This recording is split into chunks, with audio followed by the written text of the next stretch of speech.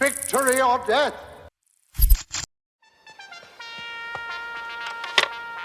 Greetings, Starfighter. You have been recruited by the Star League to defend the frontier against Zur and the Kodan Armada. Get ready? Prepare for blastoff. Victory or Death Starfighters, my name is Carlin Jones, and this is a Starfighter full movie podcast. And today we are going to be watching a very classic movie, or at least people tell me it's classic, Miss Congeniality. Hopefully I pronounced that right. Before the podcast, my special guest today, Noor, and I were just discussing on how I don't think either of us know how to pronounce this title. I say it's Miss Congeniality. Congeniality. Miss I don't know. I say it too Congeniality? fast. I don't know. I say it just too fast. But I swear, like people, you just say Miss Cunt and they just know what you're talking about. Right. Well, this is a special episode because one, this is like literally your favorite movie, one of your favorite movies of all time. Yes, I would definitely say that this makes it into like my top 5 list of favorite movies of all time. Right. And it is a Sandra Bullock movie, and we were watching this on Sandra Bullock's birthday, which makes it uber special. Yes, and she is one of my favorite actresses too. It's funny you say that because this movie is on my list for movies I literally do not care for. Or you can pretty much put any movie that Sandra Bullock is in that I just do not care to watch. Don't get me wrong, we were talking about this like the night that you were watching The Proposal. She is one of those actresses that like she had like all of her characters are basically like the same, right? Like I'll admit that like Yeah. like in the newest movie that she played, like The Lost City, it's very similar to the same character that she played in The Heat, which is very similar to like this one. Even Ocean's 8, even though I love her in that movie, I love that movie in general too. Ocean's 8. What a forgettable movie. No, it was so good. I actually just watched it the other day. My mom wanted to watch it, so we watched it again.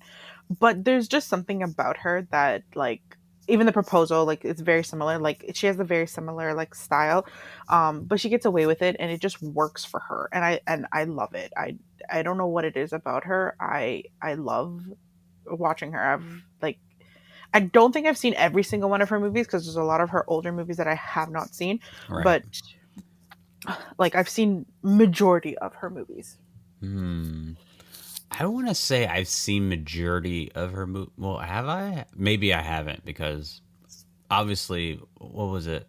The other day I just watched, or the other week I just watched that sci-fi movie that I just posted on there. Yeah, keep going. Yeah, I don't know why I'm blanking. I can't even remember the title of it. But it was that I just watched The Proposal, and now I'm on this really weird Sandra Bullock binge where I'm trying to figure out why. I feel like it's mostly women, so I'm trying to figure out why women mostly gravitate towards Sandra Bullock as being like this all-time great actress. I mean, I could see why you wouldn't care to watch this movie in particular because I would say that this is definitely more of a like I don't want to say chick flick. Well, but, I like, it love chick definitely flicks. I love chick flicks. I live for the chick flicks and romantic comedies. That's my genre. I know it is. I know, but this isn't. I wouldn't classify this as a rom com. Would I? Yeah, I don't think it is either.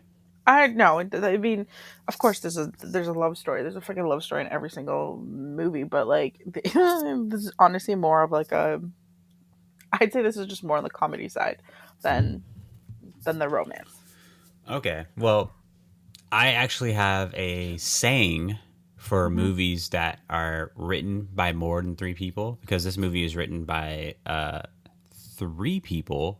I always say that if a movie is written by 3 people or more, the movie is automatically going to be trash. Has there a movie that was written by 3 people and wasn't trash? No, not that I can recall. Not yet. Not yet. Not, Yeah, well, not just that I because can recall.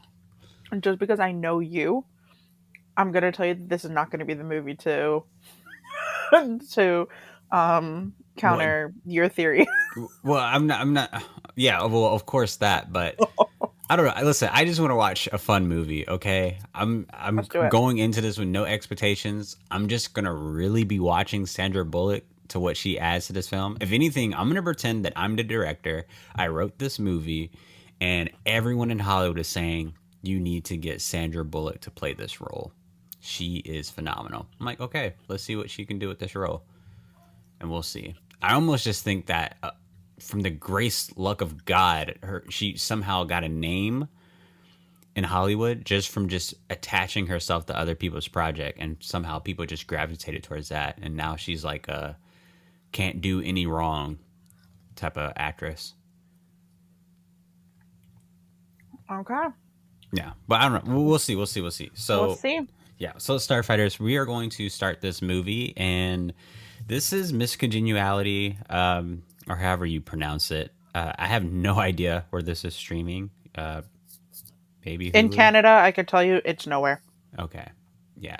In Cantatas is absolutely nowhere, but maybe in America is somewhere. Oh wait. Oh, okay. I'm actually, this is weird. Miss Mm. Congeniality 2 is on HBO Max, but the first Oh, one is not. I'm gonna put this out there. I think I've seen the second one maybe like once, and this was like a bazillion years ago. I've never seen it again because I just can't. The first one is gold. The second one is trash. Really. But Hmm. we'll see. We'll see. So yeah, wherever you can find it, watch it along with us. If you're watching this on YouTube, follow the time code above.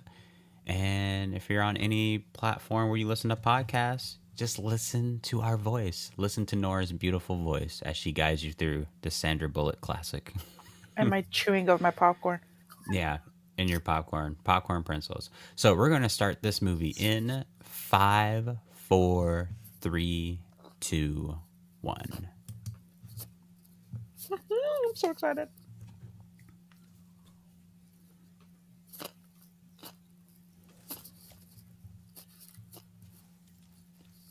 I told you I was out there in LA a few months ago at that lot, the Warner Brothers lot. You went to LA a few months ago? Yeah, around in May, my brother was getting married. He proposed to his girlfriend. Oh, that's nice. I didn't know Yeah, that. yeah. It was quite the trip. But yeah, I went out to their movie studios a lot. It was kind of like a tour type thing for all that stuff. Hmm. I think my dad threw it together because obviously, like, I work in film. He's like, "Oh, I think you would like this." I'm like, "All right, cool." And it was so weird, so weird.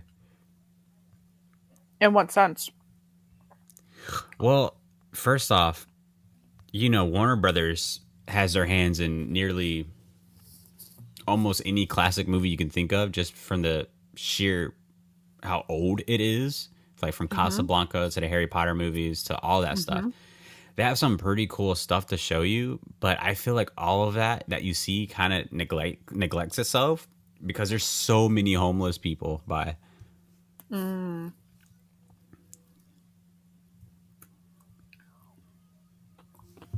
I went to the Warner Brother Harry Potter studio.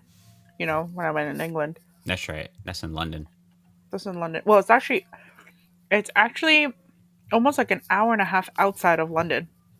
It's in like a really small town, and even it's outside of that because like it's a very secluded. It's like a huge like building.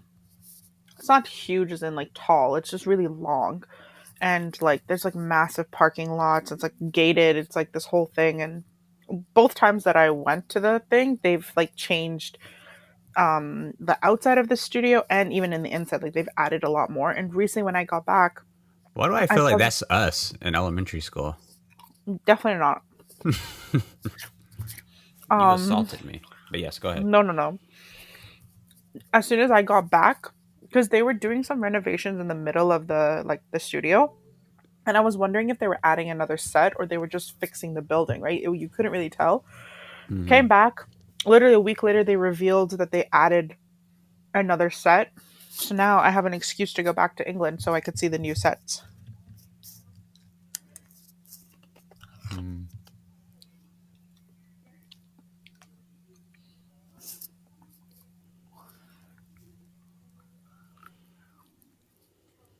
Okay. So obviously that opening scene with the little girl kind of shows her kind of sticking up for the little man, the little people in the world, and then her Mm-hmm. not feeling appreciative over it. That's my guess. And then she's a badass. Well, okay, what makes her a badass? Didn't she punch him back? A badass. So a badass qualifies as something as someone who can, or maybe badass. Sometimes I always get confused when people are like, "Oh, this such and such character is such a strong character," and I'm like, what makes them strong? They're like, they can fight, they can handle people twice their size. Mm, I mean, yeah, I would describe that as well. Well, I mean, it just depends. I mean, I'm sure you can get this Sandra Bullock character who can like handle a gun, beat up guys twice her size, say is a strong character. But I can also look at another female character like what's her face from Confessions of a Shopaholic, where she goes on this amazing journey and her character is super feminine, and I would consider her a strong character because she's so confident in herself. I think it just really depends on what context you're using the word strong character. Like, are you using it physically because she could beat up somebody, or again, Physically. like I don't know, like it depends on the context. Like I need the full sentence, you know? I didn't know she produced this.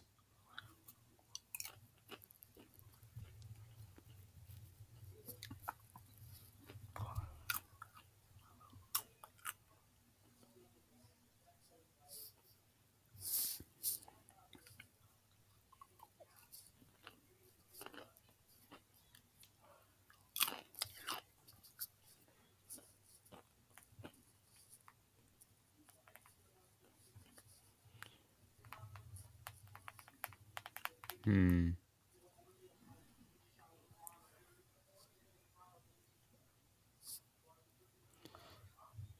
So I can tell you that he's like choking, but he's not dying right now.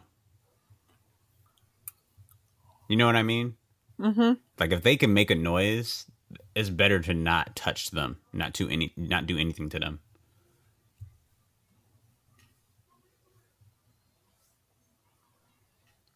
How is he armed? I think there's a gun in the back of his pocket. Then get the gun. He's not good enough for that.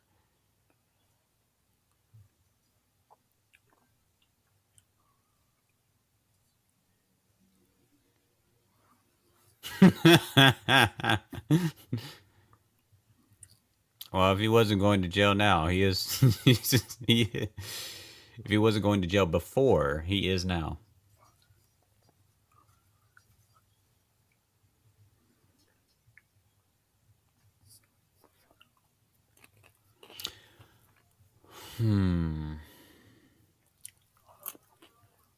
So you know how much I love, like love Mamma Mia. You said Mamma Mia? Yeah. Mm-hmm. So before Mamma Mia, actually I'll wait till the scene comes and I'll tell you the story. It's not really a story, but there's like an added reason as to why I love this movie so much. I'll wait for Oh, the did they scene. sing that song? Yeah. That's right, during the pageant. See, I've seen this as a kid, but I do not remember anything. There's like So just bits and flashes, pieces. Yeah. barely any So flashes. yeah. So like obviously this movie came out before Mamma Mia did, and I've seen this movie like 100 times before I saw Mamma Mia. And that scene where they're like showing them in the pageant, and like the Dancing Queen songs there, Hmm. like it's one of my favorites because just that song itself just puts me in such a good mood, and I literally bolted on the like top of my lungs. Like I love that song. Yeah, Abba's So classic. it is, and it was from this movie whenever I ended up watching it that I ended up listening to Abba a little bit more, downloading more Yeah, of you their shouldn't music. have. What the fuck's wrong with her?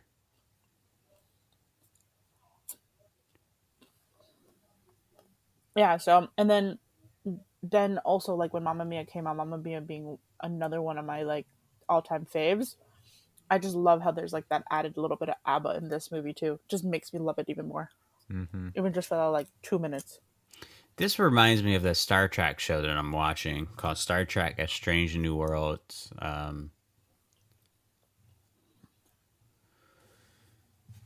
Uh, it's I don't know how familiar you are with Star Trek, but Zero, yeah, but it's fine. it's Star Trek. The Federation, which is like the organization they all work for, it's like a military thing, right? But yet everyone on the show has like no. They act like the chain of command doesn't exist, which is very frustrating to watch because that's not what Star Trek is about. And I feel that resembles what I'm seeing now with Sandra Bullock. Like, no, sir. Like, he gave her an order and she said no, and she went to go do her thing.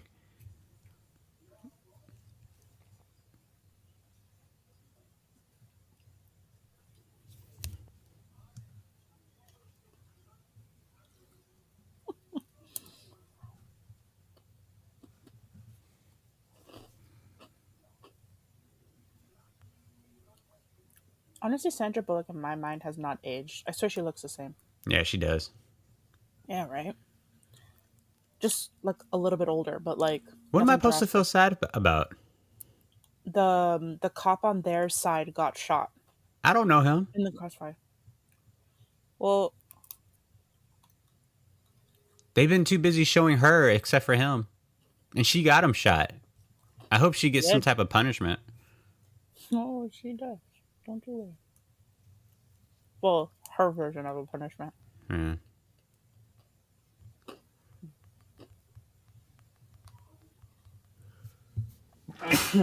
Bless Oh, me. bless you.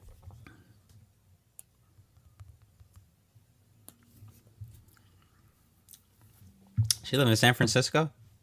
Mm, mm, Nope. mm, Wait. I Nope. don't know. Yep. Nope. New York. Maybe? I don't know. I know what state she represents in the pageant, but I don't know if that's the same state that she's actually from because, well, for people who haven't seen this movie, I don't Okay. want to ruin it. Yeah, I have no idea where she is.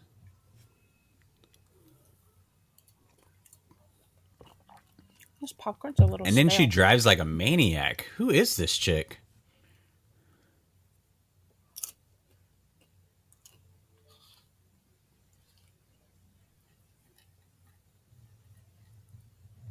Wow.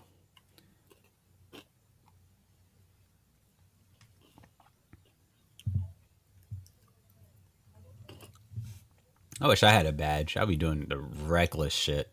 Same.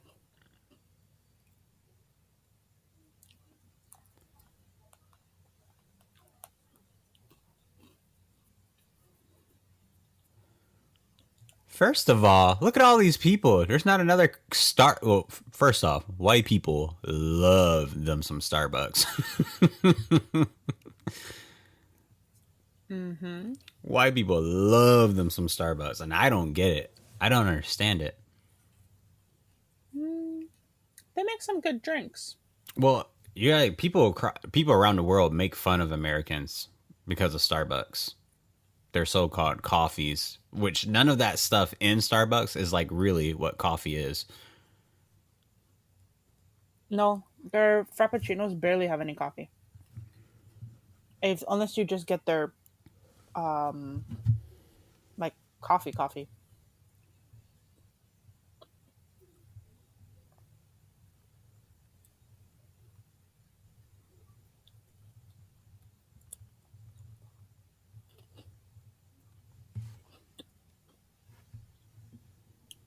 Good. Whatever.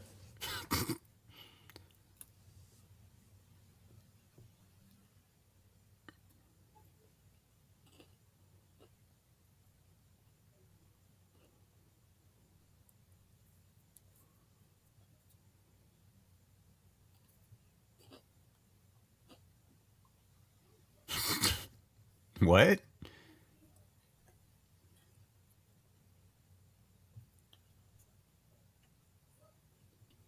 Okay, are we gonna inform Batman that this is happening?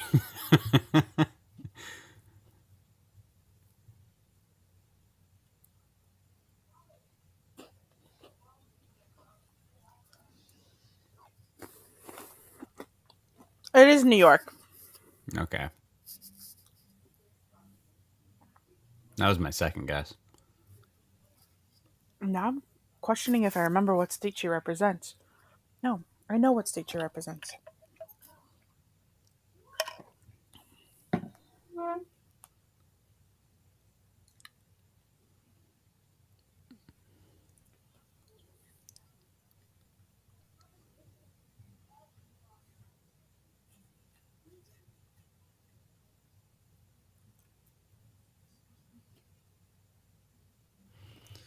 I agree. Shut up.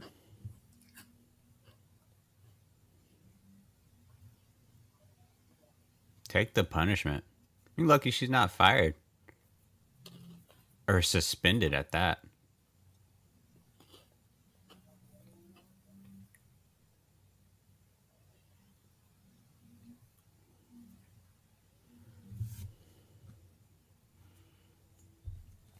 For a comedy, this comedy is very slow, and it's comedy.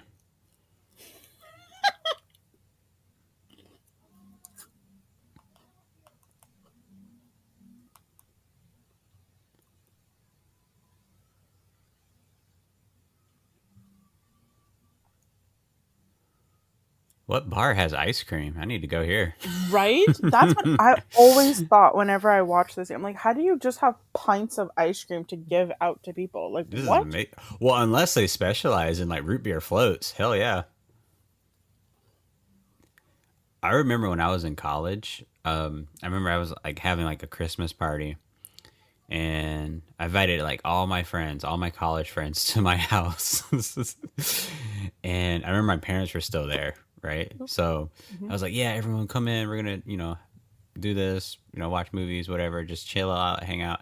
And then I remember my mom was like, I'm going to make everyone some root beer floats. And I got a little bit embarrassed for that. I'm like, Mom, these are like, we're like in our early 20s. Like, nobody wants root beer floats. If anything, like, people want alcohol and stuff like that, right? Mhm. So literally, she said, "Does anyone want root beer floats?" And I remember a girl I invited to my house who I really liked. She looked at me when my mom said that, and then she looked at my mom. She's like, "I would love one." She was so excited. Fun fact: I don't like root beer. But do you like floats? Um, Not really. I rather just have the ice cream on its own. Well, then that's not A a float, float. a float is just when you put like soda on ice cream, right? Maybe. Is that what? So, where do you define a float? Yeah, maybe it is a float. I feel like it has to be. I don't know. I have no idea because I feel like if that's the case, then what the hell is a milkshake? Well, a milkshake is a blended ice cream with milk to make it thinner. So what if you just blend root beer and ice cream? That just sounds disgusting. How is that disgusting? You're already eating it as is. I just don't like root beer. That's my thing. No. Root beer tastes like licorice, carbonated water. No, just the thought of it just makes my like skin crawl. Okay, so clearly, if we were in Hogwarts right now, you would be not invited to Hogsmeade when we all drink butterbeer. Butterbeer is disgusting. I've had it twice whenever I've gone to the London studio. Um, it is disgusting. That foam that they put on the top, that's the only good part. The beer itself,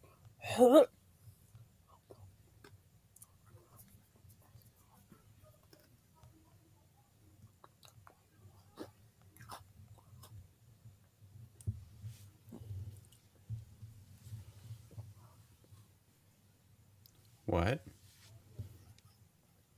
they're gonna send a cop undercover into the pageant because that's where No, no, the I get that, but I'm saying he oh, like kind of took the credit for the idea, and I'm like, what?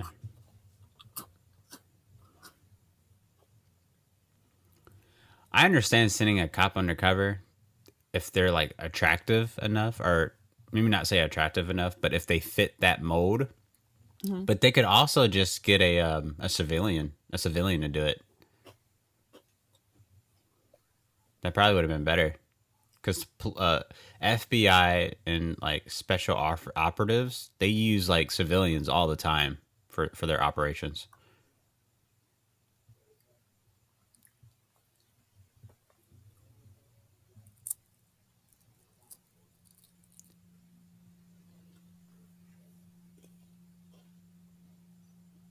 Mhm. She's under 35. Hey, she don't look bad.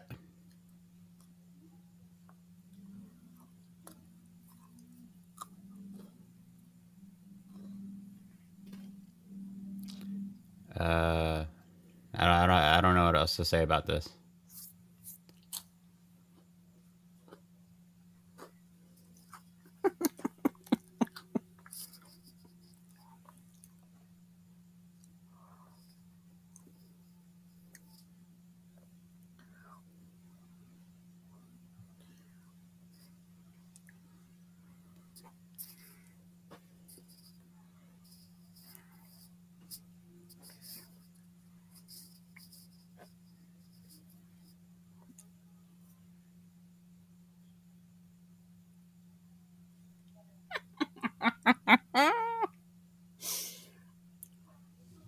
That shit was so funny, I forgot to laugh.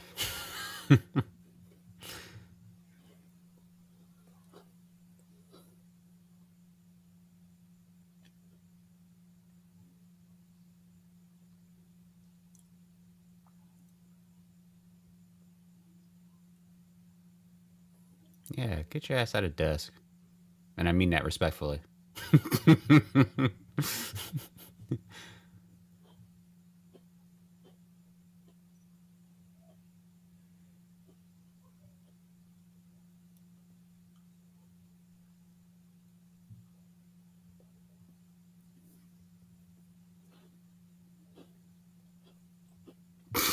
How would they say that's not bad? The other women didn't look bad.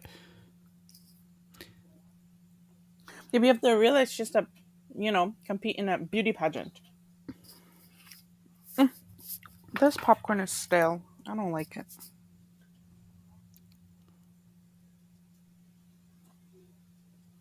I never understood beauty pageants. Ugh.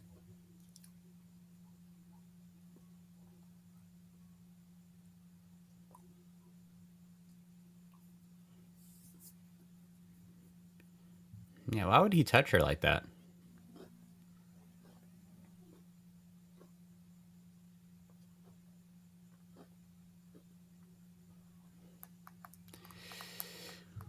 This movie has a lot of hormones in it.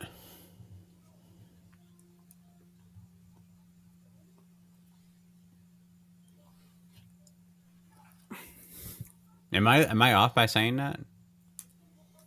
That there's a lot of hormones in this movie. Yeah, there's a lot of men being men. You know, like Yeah, men stereotypically being men and women stereotypically being women. it is the 2000s.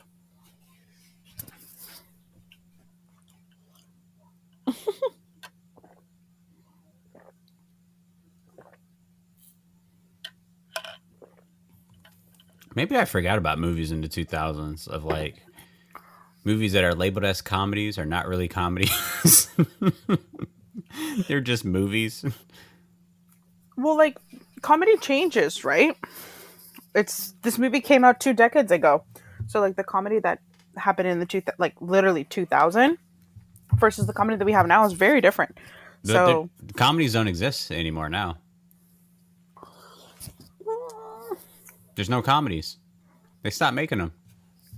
really, oh, the last time I saw a comedy. What was what was the last time you saw a comedy? When was the last time you saw like a preview for a comedy in for theaters?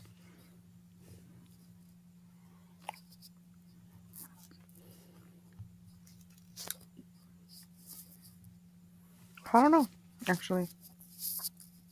You know what the only comedy you can get nowadays? Don't say it. Marvel movies. Oh, I knew it. You were gonna say it. And they're so bad. Oh my Comedies god. are so bad. They're so bad in terms of its comedy.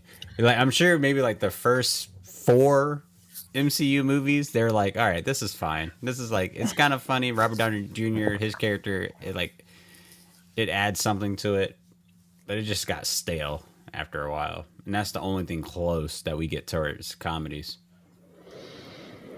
I actually was gonna say Thor, but then I realized Thor's not a comedy like an actual comedy. They're just making it more so I hate that Thor does comedic. comedy. Absolutely hate it. I I don't know.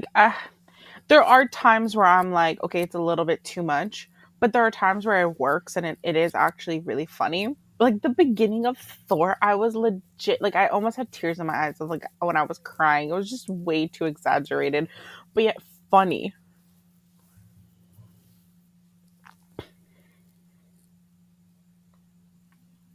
Just say women, young ladies. Yeah, it's just yeah, comedies are kind of a dead thing. There used to be. Well, let's talk about it. Um, so this is the year 2000 where Miss Congeniality came out, and I would love to think that in the year 2009 is kind of like where we got a surge of just chick flicks, huge surge of chick flicks, Okay. starting with like the Pitch Perfects, uh, or got a lot of bridal movies and Oh, the 27 Dresses, Bridesmaids, Brides all that Wars. stuff. Yeah. There's just a range of chick flicks, Juno, all that stuff. Even though that came out in like '07, but then the comedy route kind of changed towards when did The Hangover came out? I don't know. And I never really thought that movie was all that funny.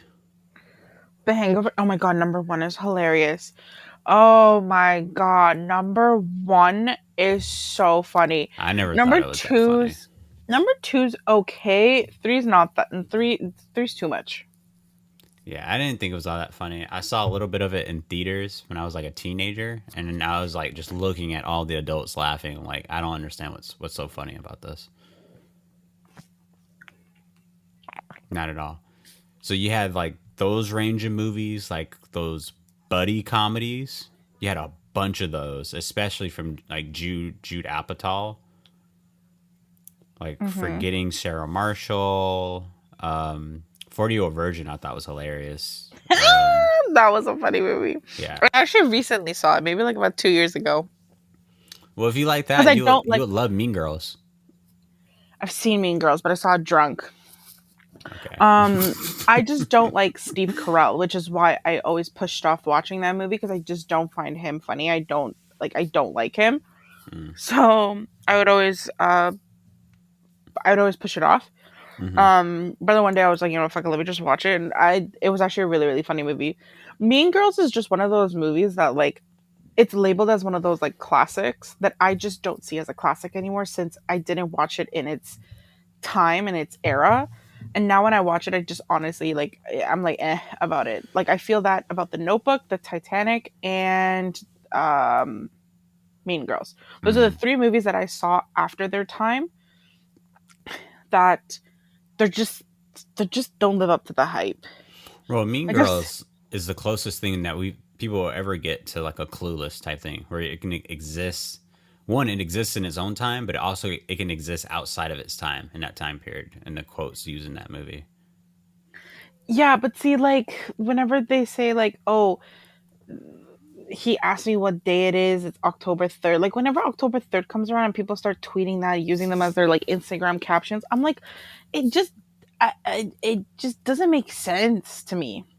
Oh, that's what you see. I just see how like the raunchy memes on Twitter about it. Like when someone says something they don't like on Twitter, they post the Mean Girls meme of them throwing a boombox at their face. You know what? I think I need to see Mean Girls again, not drunk, so that I can actually remember the movie. Because like I only really remember like maybe It's five so percent of the funny. movie. Yeah. Yeah, it's funny. At least I find it funny. But yeah, you had a bunch of those comedies. After the chick flick era, then there was that buddy era from like The Hangover and stuff like that. I don't know if one was before the other, but and then after that, you got like this weird. What I don't know. Maybe I don't know how to describe it, but you kind of got like a weird pairing comedies. Or no. You got like we got like comedies based off of things like books and video games and stuff like that, Like which were Free Guy. just like Free Guy, which is kind of newish, but I wouldn't count that. But like Jumanji, we got Pixels, we Oh, got you're still talking that time. Mm. yeah, Pixels, Jumanji, we got um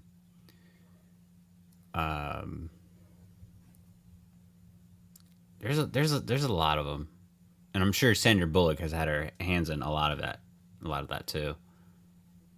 Ocean's 8 can kind of be within that because that's based on a book technically, I think. Really? The oceans are based on books? Are they not? No. The ocean movies are based on 1950s and 1960 films Right. called the Oceans movies because they used to do them back then, and I believe those are based on books. Let me double check it.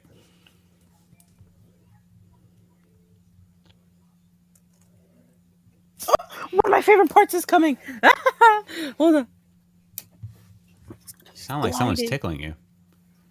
Shut up.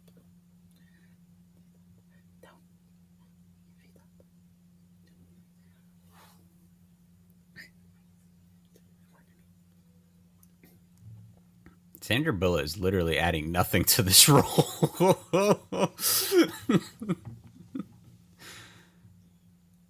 Very secure man to walk like that. I told you I can quote this movie. Wait. Watch this. Hey, gliding here. Me and my sister use that all the time. She says Whenever I'm we're like, gliding. I'm gliding here because he told her that she needs to walk more like effortlessly, like glide as opposed to be like stomping. So she was like practicing gliding on the taxi, like Gotcha. almost ran her. Yeah, me and my Gotcha. sister, every time we like, anytime like if we're like walking and like we bump into something, she bumps into me, I'd literally be like, I'm gliding here. Oh, I get you. Me and my brother, we quote Adam Sandler movies all the time. Adam Sandler's in Toronto. Yes, he is. I said that. Yes, correct actor. He's the what? I'm like correct actor because like sometimes I have to put a name to a face, but I'm like no, Adam Sandler. Yeah, he's in Toronto right now. His comedies too back in the day were hilarious, but he only Grown has like Ups, he only has 3 that are funny. The rest are just downright Grown bad. Ups, Click, and Click. I wouldn't even consider Click a comedy per se. That's just like a really sad family movie, which is still really good. so what else? Grown Ups. Grown Ups was I wouldn't count like 1 and 2 as 2 different movies. Just count it as one. Even though I think number 2 is funnier than number 1. I think I have Grown Ups on DVD and I've still never seen it. I heard it was just Seriously? bad. I heard it was just bad. Oh no, I liked it. I heard it was bad, and I heard the second one was even worse. Huh, funny. I like the second one.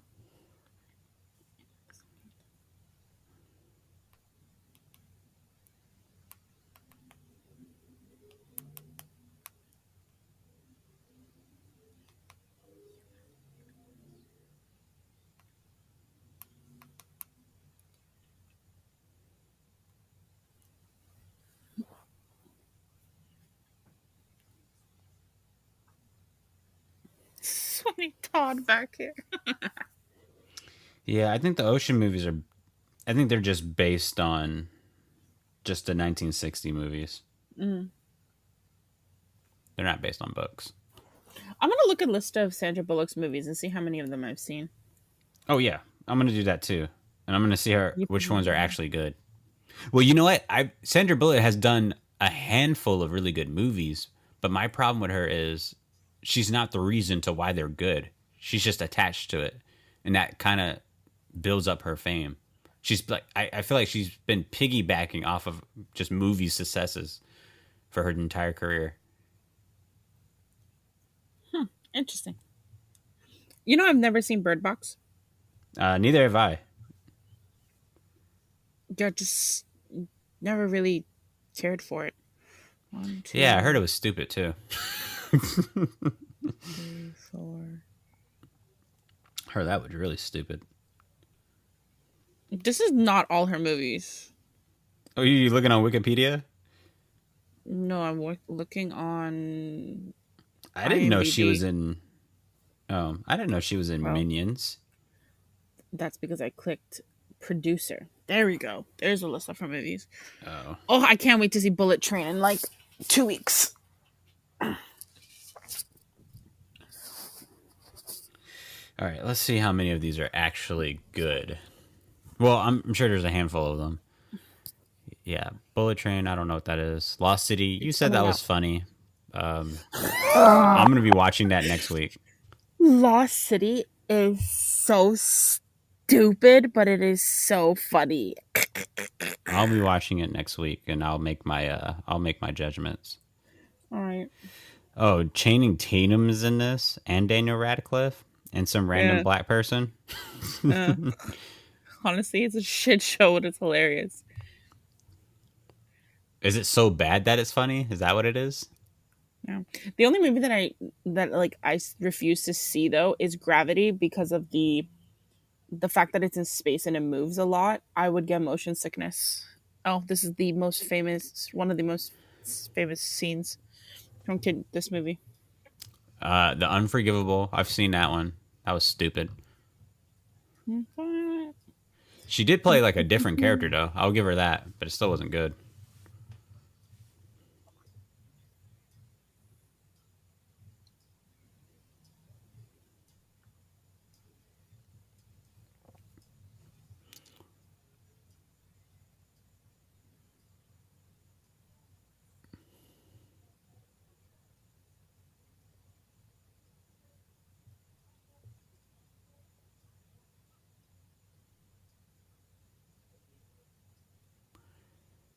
How would you not recognize her though? She looks the same.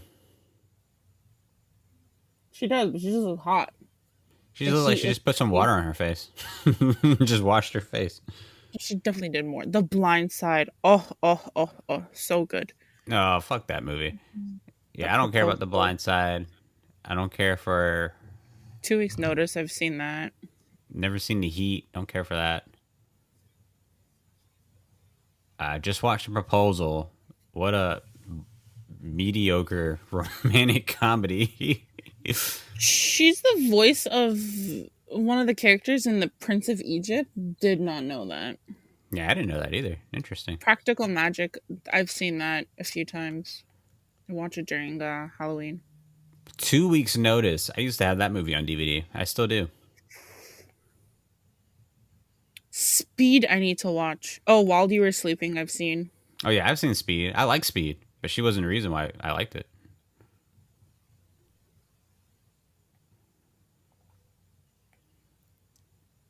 Forces of Nature. That was good. There's a lot of movies of hers that I haven't seen. Well, more of her older stuff. I should probably The start. Net. I feel like The Net is probably like the most critically acclaimed. Like what they say, that's where she's been like her best at. Yes, she's in New Jersey. I knew it. Demolition Man was absolutely fucking trash.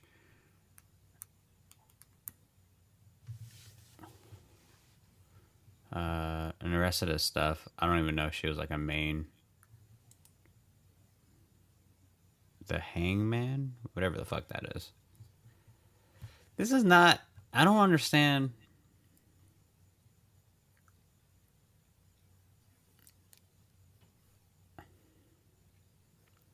I don't understand how she's as famous as she is now at just this list of movies.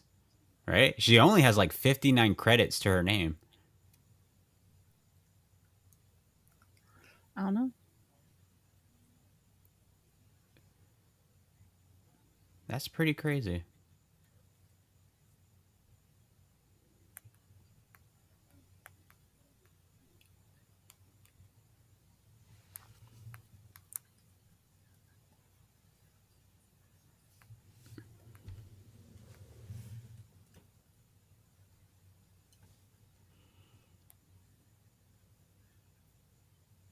I'm still waiting for this movie to be funny.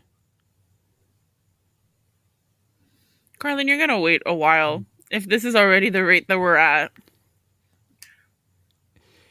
It just reminds me because obviously this is in 2000s and it's just like another form of movies where it's like labeled as a comedy, but its comedy is very subtle. It's very subtle. A romantic comedy I watched and I reviewed for my channel called Better Than Chocolate is like that too. It's more romance than comedy, but the comedy that is in there that happens only Mhm. like a few times in the movie, very subtle, but yet still very funny.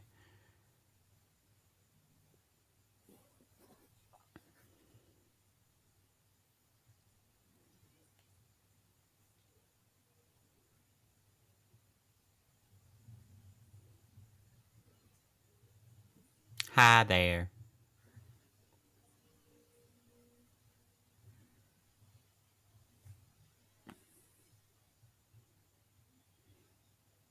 Hello.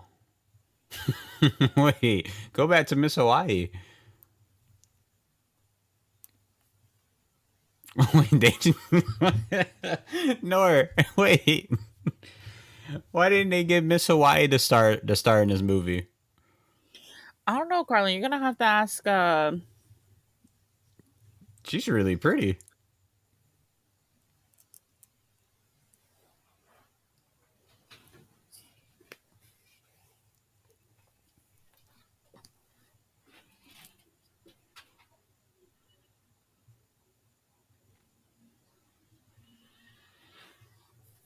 We.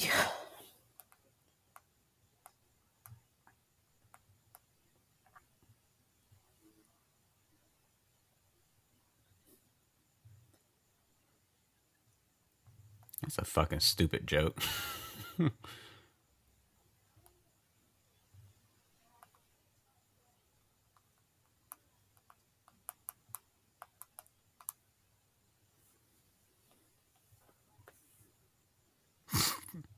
That's literally me on set when a light doesn't work.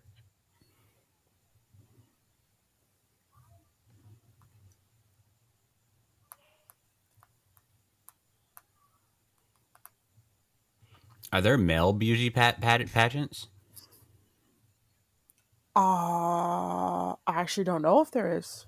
Why is it only women's that's kind of like, you know, shown? Yeah. Why? Why? I wouldn't mind seeing some guys in some little speedos. Well, and wait a second. If there is going to be a male pageant, why do they have to wear speedos, Nor? Why do girls gotta wear swimsuits? They're not wearing swimsuits. They will. Just wait for the swimsuit section. Okay. Well, they don't. Do they still wear? Do they still do that now? Yeah, they do. Wow. Um. Well, I actually don't know for pageants, but this is for like I know like Miss USA and like Miss Universe and stuff like that. That still happens, and that still technically is a pageant because they do like It's all, talent. yeah. That's all a And, pageant. That's yeah. all pageant. Okay. So then yeah, So they still because do swimsuit stuff for that? yeah, yeah, they do. Why? What does that have to do with that? What we say? Excuse me. What is a pageant? Like, what does that entitle? How does This someone win? I honestly don't know. I don't know what goes into it. But the stuff they do in pageants. It's like walk in a straight line. Let's see how correct your posture is. Let's see how, I guess, beautiful you are. Let's see your body, your physique. Let's see if you're a humble human being, I guess. I'm very confused. I guess. I don't know. Oh, the dancing queen. This is like a remix version.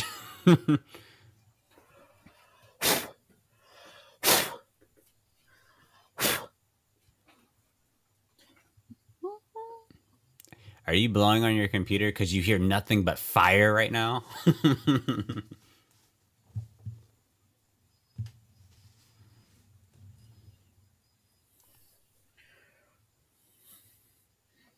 No, I was blowing the crumbs away.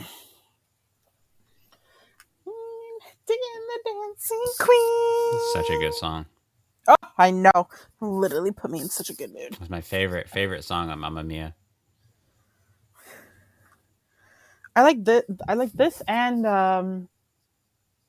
Mamma Mia. Yeah. Same here. Yeah, I like those two.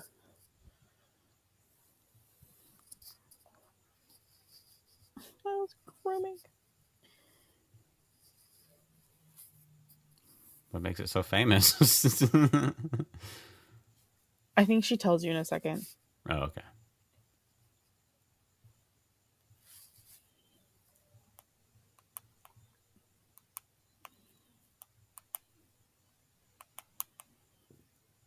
Yeah. Hopefully they'll answer that in the film, but what the hell is a beauty pageant? Let's Google it.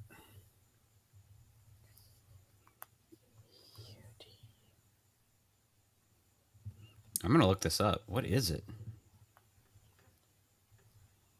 Yeah, why do they always ask that question every year?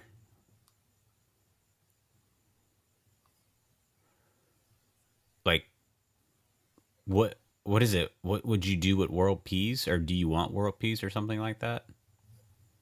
So, a beauty pageant or beauty contest is a competition that is traditionally forced on judging and ranking the physique attributes of the contestants. So, it's literally just a pretty contest. A physique?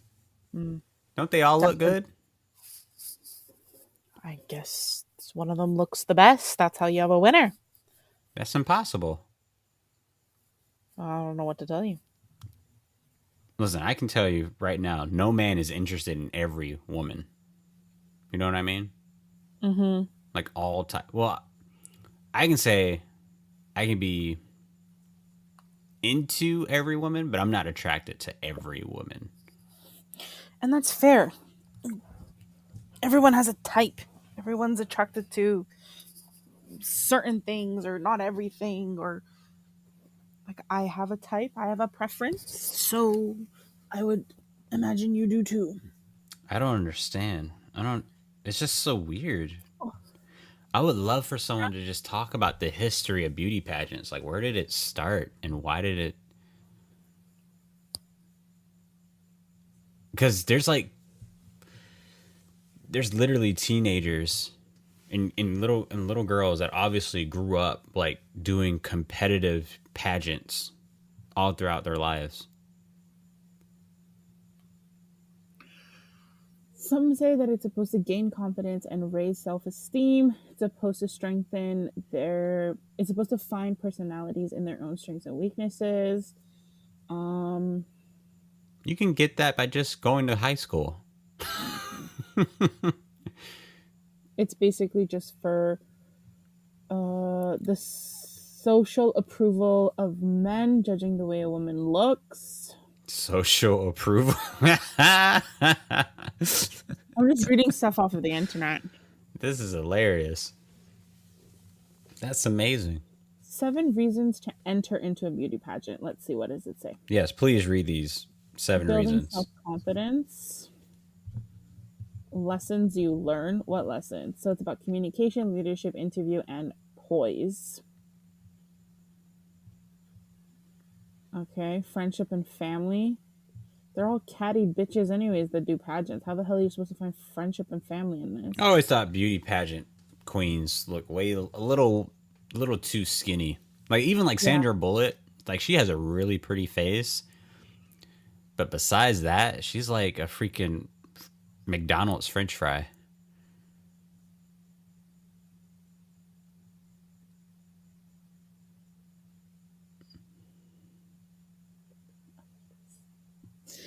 Opportunities is another thing. So you have opportunities to be on TV, modeling, hosting, singing at concerts, depending on your talent.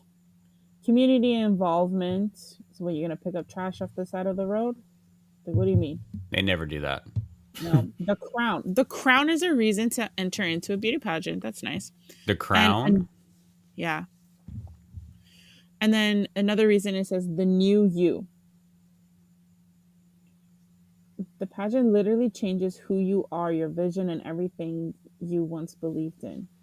It taught me to learn other key things in life like poise, grace, proper communication, build self confidence, networking, and so much more. So does getting a job.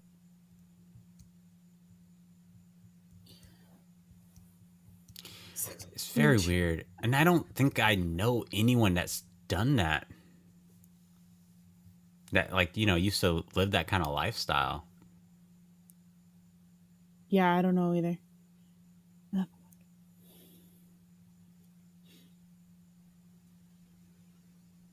Wow. Now she's even flatter than what I thought.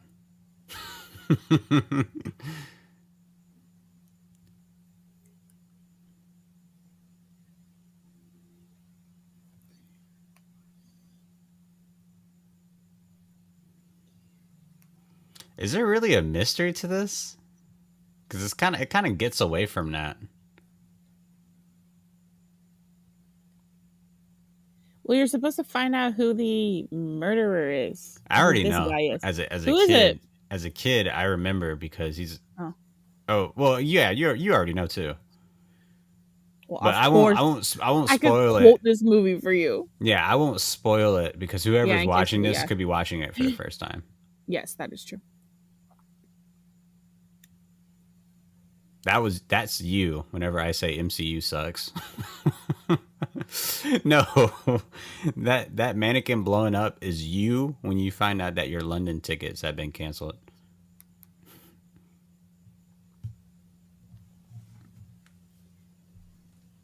You think I'm gorgeous. You want to kiss me.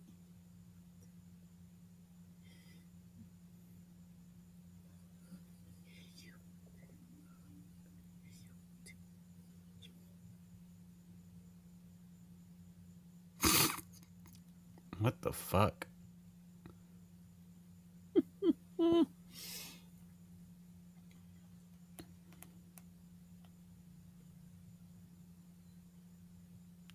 What a weird fucking movie.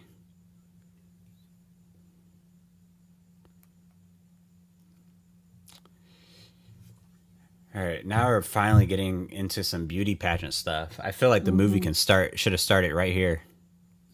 The goals and objectives of being a. Oh, never mind. I have to pay to watch this. Oh my goodness, she is really pretty. Why didn't they get her to star in this movie? She kind of already has like this evil chick vibe kind of going on. I can feel it through the screen.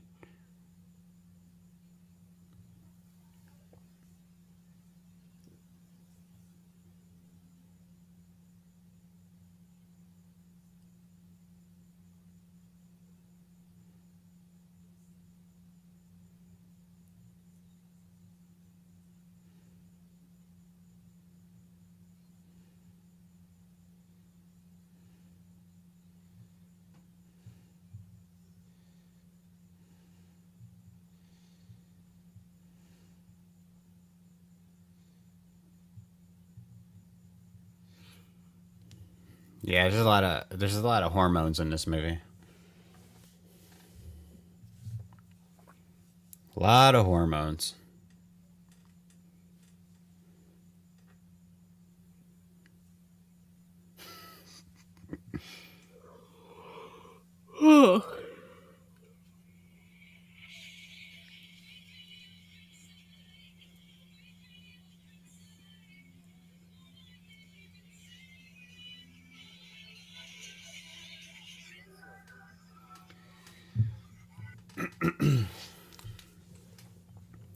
She's really pretty too. I never understood what people would say about like gingers. I never understood that.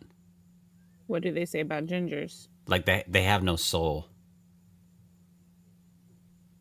I've never heard that.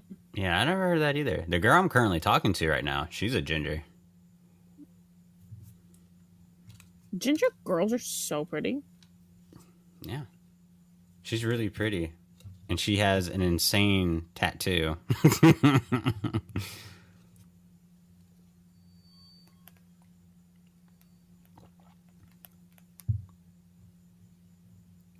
She's a tattoo. She has a very insane tattoo. Of what? You would never know where it was unless she told you. So I'm assuming it's hidden. You can definitely say that. Would you like to guess where it is? If you have like one guess to guess where this mysterious tattoo is, I'm where?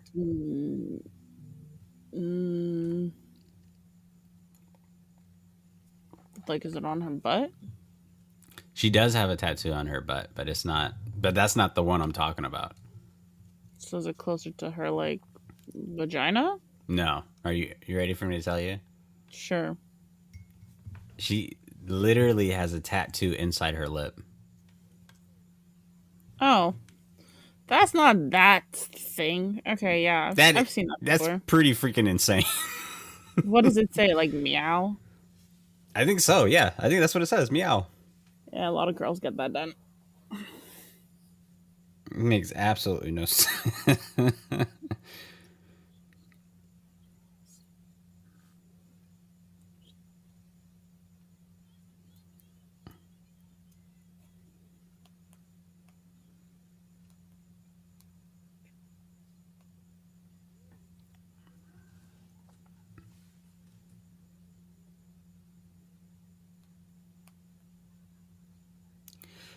What is wrong with her? I don't think she was supposed to do that. No, she wasn't. Right? Anything that's nearly like on the floor, aren't there other agents out there that can handle it, that should handle that? Yeah, but they just didn't get there in time. What a dumbass.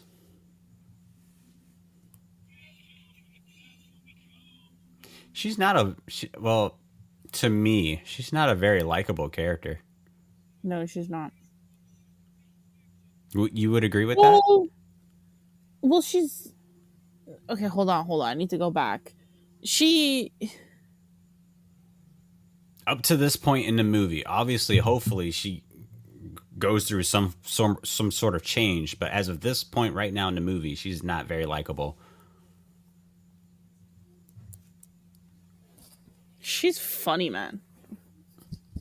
In my opinion, What makes her funny? just the stupid shit she does. So she's a buffoon. That's different from being funny. That's like what they used to do in the 1950s and 60s when they put black people on certain TV shows just to laugh at them.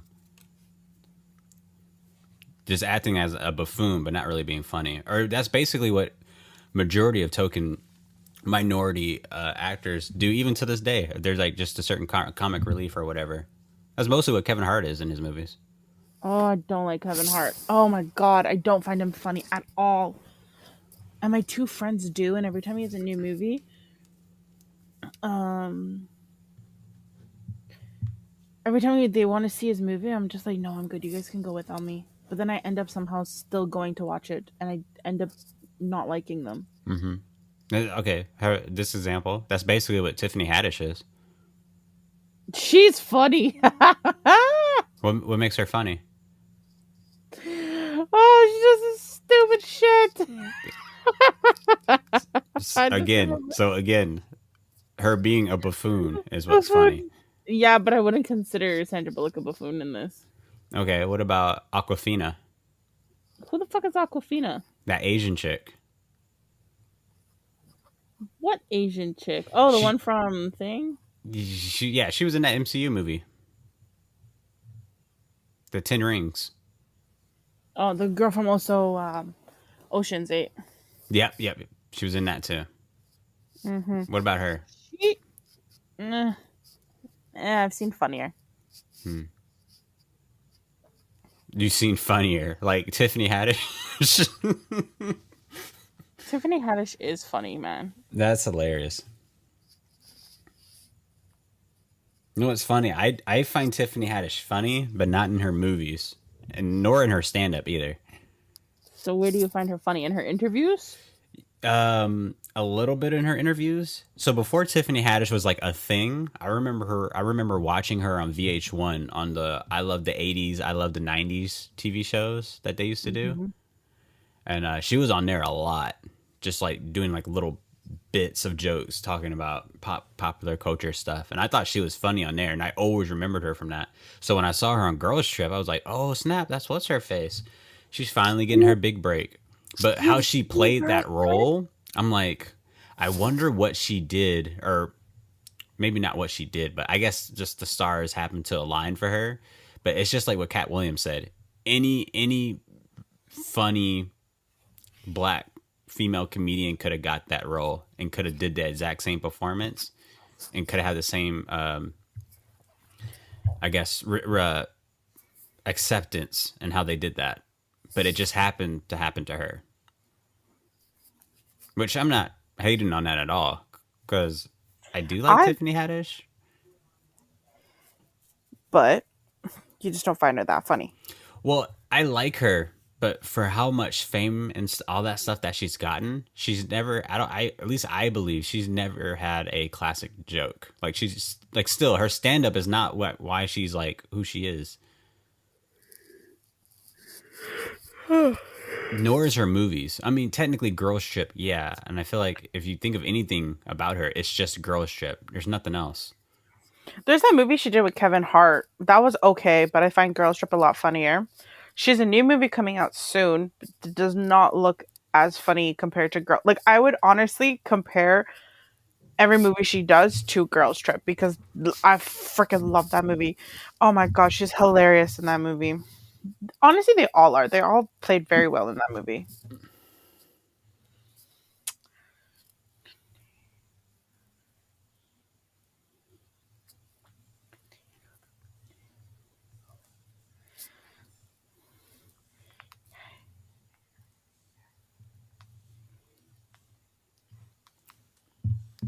What the fuck does that have to do with anything? Did I miss something? She's just complaining about her life. Complaining about her life?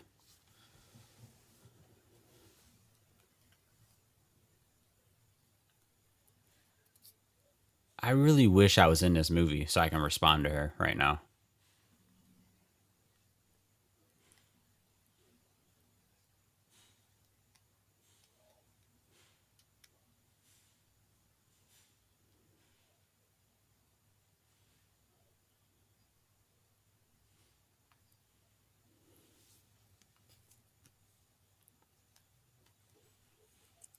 And what is it that you see?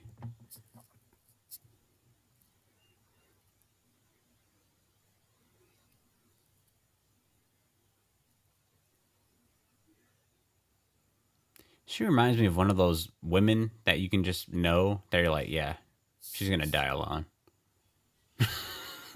So like me. Wait, whoa. What makes you think you're gonna die alone? Oh, I already know this. I just know I'm just gonna die alone. Why? But why?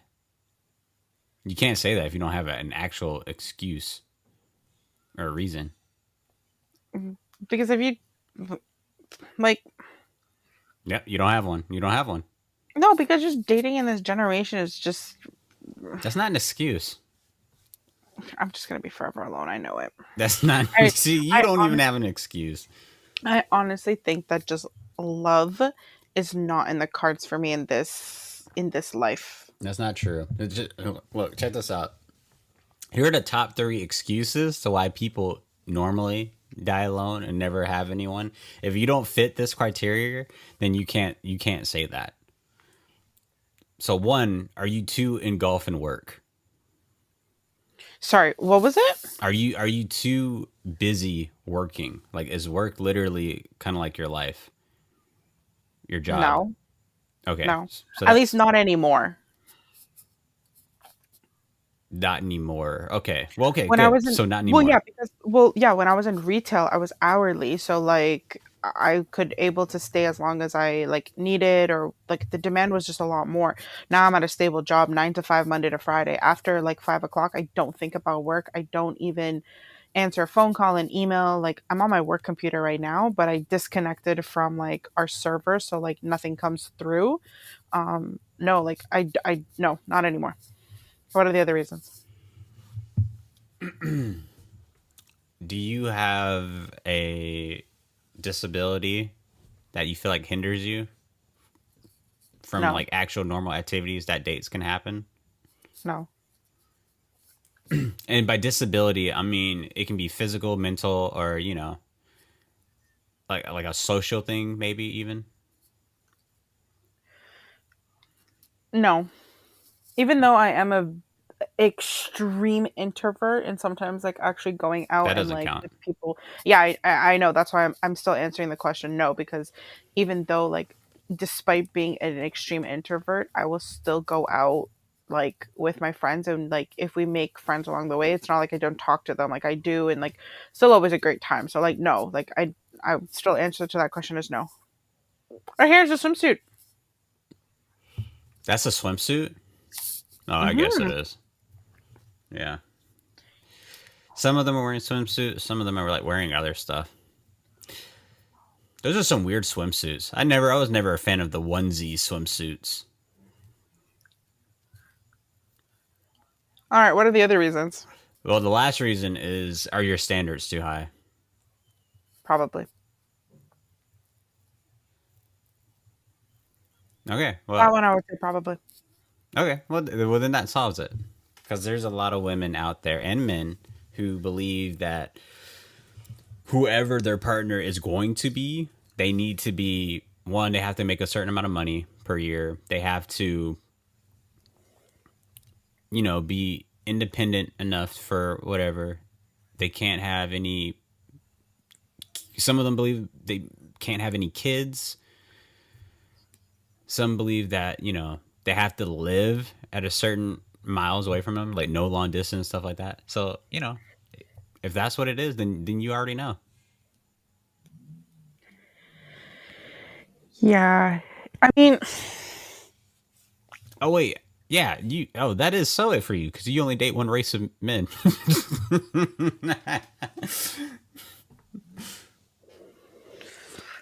that doesn't necessarily mean my standards are too high. Yes, it does. I am only really attracted to one race of men.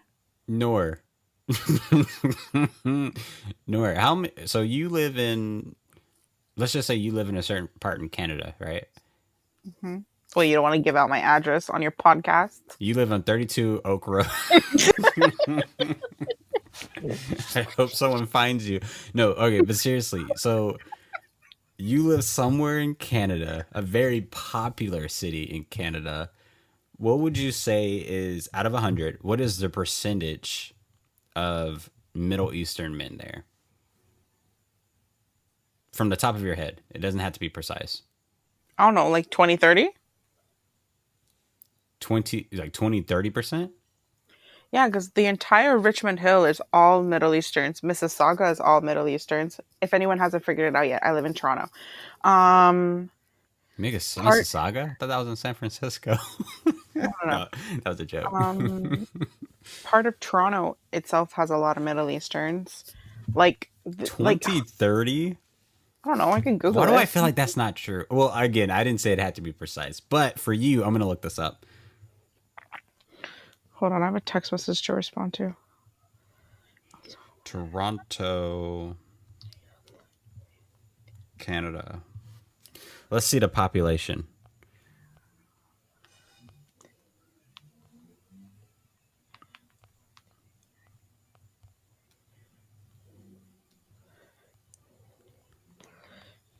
Okay, Middle Eastern population, and we'll do Ontario. I was gonna look it up for you. Because I don't know, you might try to bend the numbers a little bit.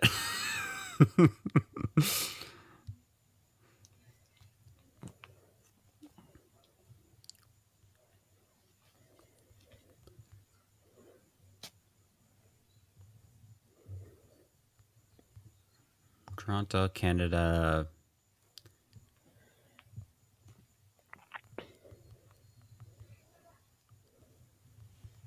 Are you looking it up or are you allowing me to? No, I'm looking it up. It's just I'm Okay, not I think getting. I got it. Oh, 4.6%. But this is from 2016. I can't find any stats from anything. Then that from means now. it's gone lower. It's gone lower. No, it's definitely gone higher. No, it's gone lower. No, like, are you just talking like Persians only, or are you talking about all Middle Easterns? I'm talking about men that you would only date, which are Middle Eastern men. No, our population of Middle Eastern has gone a lot more in the last 8 years. Okay, so that thing Let's said. say 10%. So you, so we're gonna say 10%, right? Yeah. Okay, 10%. So no. Having So a you're type giving doesn't yourself make a me. 10% chance of finding someone. That's what That's that what I means. listen. And even lower than that, because not everyone, I'm sure you even have an age limit of who you really want to be with. Right? Do you have an age mm, limit? Yeah, I mean nothing illegal. Well, okay. But would you be comfortable dating a 20-year-old? No, absolutely not. Where does it cut off? 25? 23? Like 26. 26? That's like 3 years younger than me. You really wouldn't date a guy who's like 25? No, because I'm dating to marry, and a 25-year-old is not like thinking about marriage. That's why. That's not true. Yes, it is in Middle Eastern culture. It is Okay. I'll take your word for that. I'll take your word for that. because like Middle Eastern guys don't get married. Like don't even start thinking about marriage until they're like in their 30s. And but that's if they've grown up in a traditional household, right? Correct. How Listen, like, again, we're getting into even more percentage. I was gonna say, of all the men that you have talked to, who you were or maybe introduced to or whatever, how many were traditionally brought up in a traditional household? Most of them, yeah, but not all of them. not all of them, but most of them. Okay. So I feel like you're giving yourself a 7% chance of love.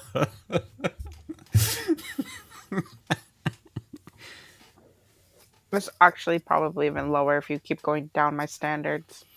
Okay. Well, and that's perfect because not every and again, we didn't even talk about the how much the average money a Middle Eastern guy makes in Toronto or Canada. Sorry, one second. I'm just responding to a text message.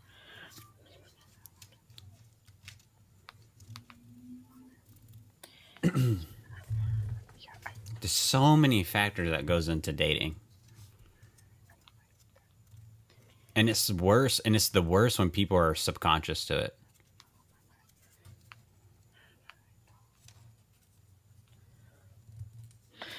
Okay, so here's my thing. Like, just let me finish what I'm saying. I do agree that some of my standards are maybe a little bit like on the higher like spectrum, but being attracted to one race or one specific type of guy, I don't categorize that as being my standards being too high. It's just I'm very particular on my type.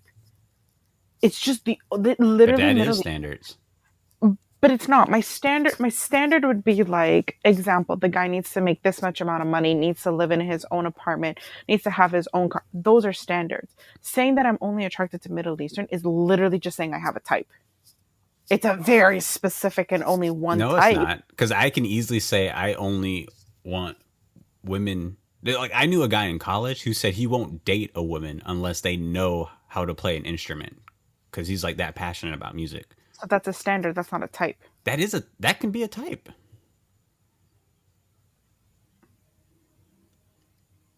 To date artists. Okay, yeah, that could be a type. But that's not a standard though. That's a type. I don't think having a type is equivalent to a standard. A standard. Okay. Okay. Well, here's the thing then. Then if you only date Middle Eastern guys, Mhm. do you only date traditional Middle Eastern guys? No, I've dated untraditional Middle Eastern guys Okay, too. but you would always date non-traditional. Not always, because I've dated traditional too. But I'm saying, is that a standard though? Would you No, cut that that's off? no, no. That I wouldn't. If like you were born there and you were and back home and you grew up traditional, that's fine. If you grew up here and you're not traditional, that's fine too. Like Okay, that's so you not would a date a white guy who's adopted by Middle Eastern family at the age of 1, and he grew up with them. that's interesting. Would you? I'm sure there's men out there.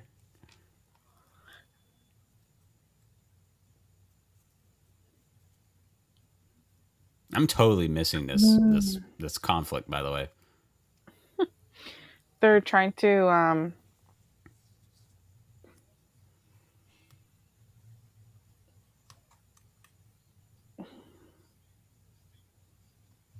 sorry, one second. I just got to respond to this text. Just watch the movie for a little bit.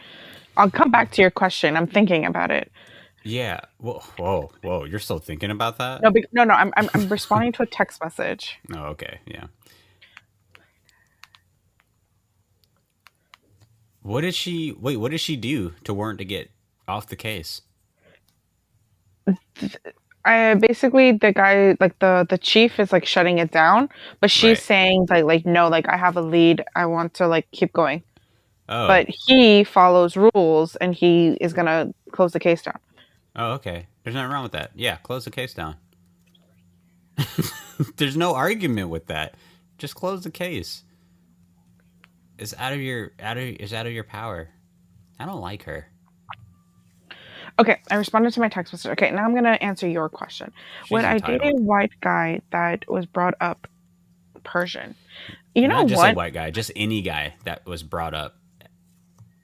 You said white guy. Okay, fine, white guy. I was trying to help you out Oh because fuck. I know that This is percentage gonna is low. this is gonna this is gonna shoot me in the eye. You know what? Like because I've always said I wanted to date Middle Eastern so that there's less conflicts when it comes to like culture and traditions and like things like that. If you were Mhm. brought up Middle Eastern and you were brought up with those traditions, yeah. All right, your percentage of love just went up by 1%. Mhm.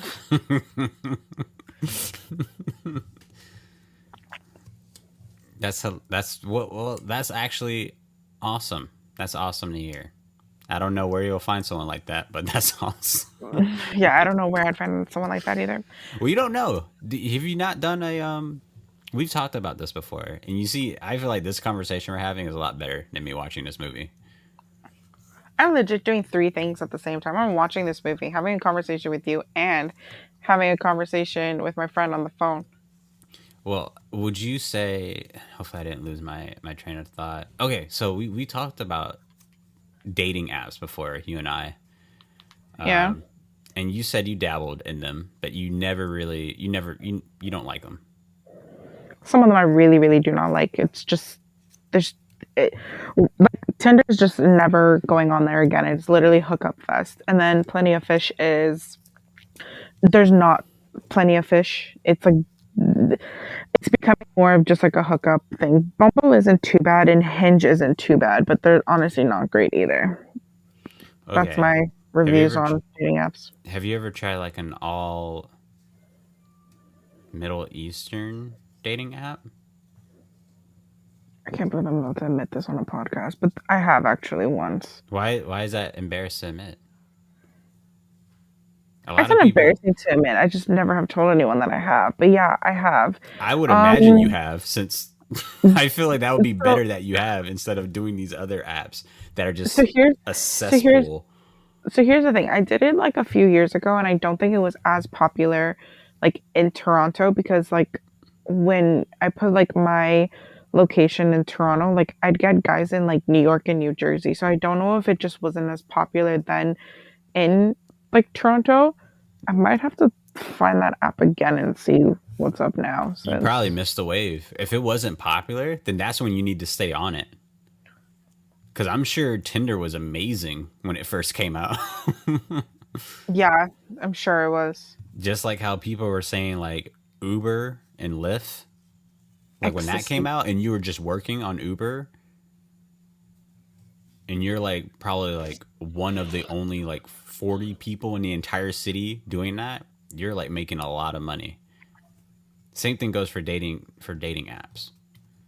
If new dating apps and people are kind of like somewhat hip to it, but people are kind of staying away from it, you Yeah. get people with more well, at least I feel like people with more truer intentions. When the app is newer, yeah. And I'm gonna have to see if I can find that out because I really don't remember what the name was. I'm gonna have to go back through like my app store and see like what have I downloaded previously. Hmm. Yeah. Honestly, okay, so but like the whole agreement is like I'm not disagreeing with you that my standards are too high. Like honestly, sometimes I have to like catch myself and I'm like, really, like you're not gonna talk to this guy because of this. Like They're too seriously, high. they are. But I do not think that having a type is a standard. And people It that is. are listening to this, no. Can you put this? Oh, well, Can you put the poll on your Instagram?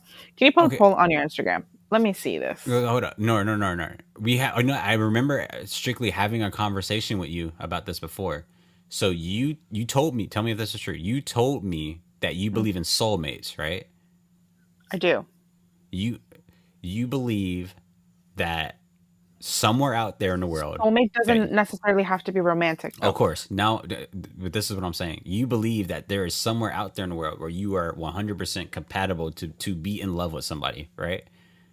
Yes, Do you really believe that that someone who's out there in the world, of all the billions of people that are out there, is just a Middle Eastern guy? I do. So Because you're delusional. No, I'm joking.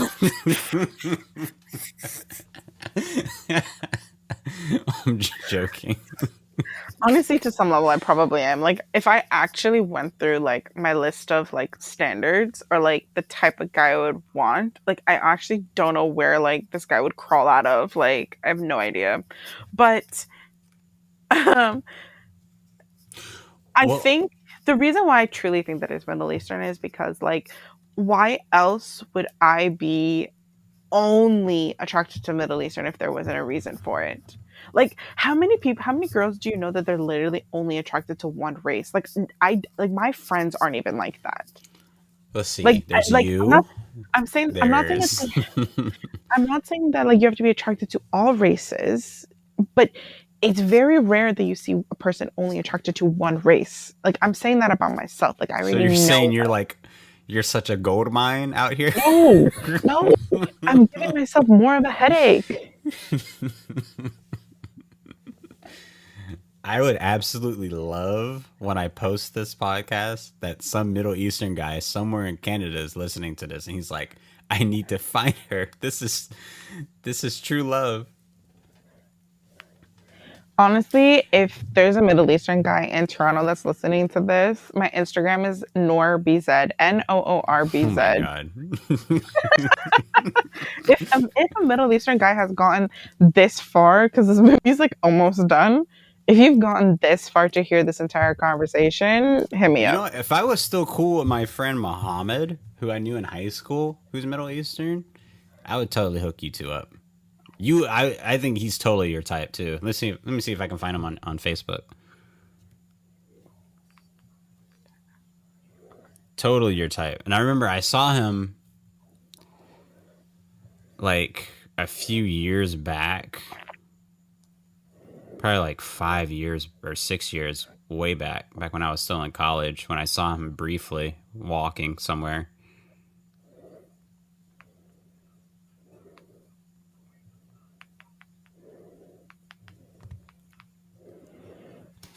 Is this who I'm thinking? No, that's not him.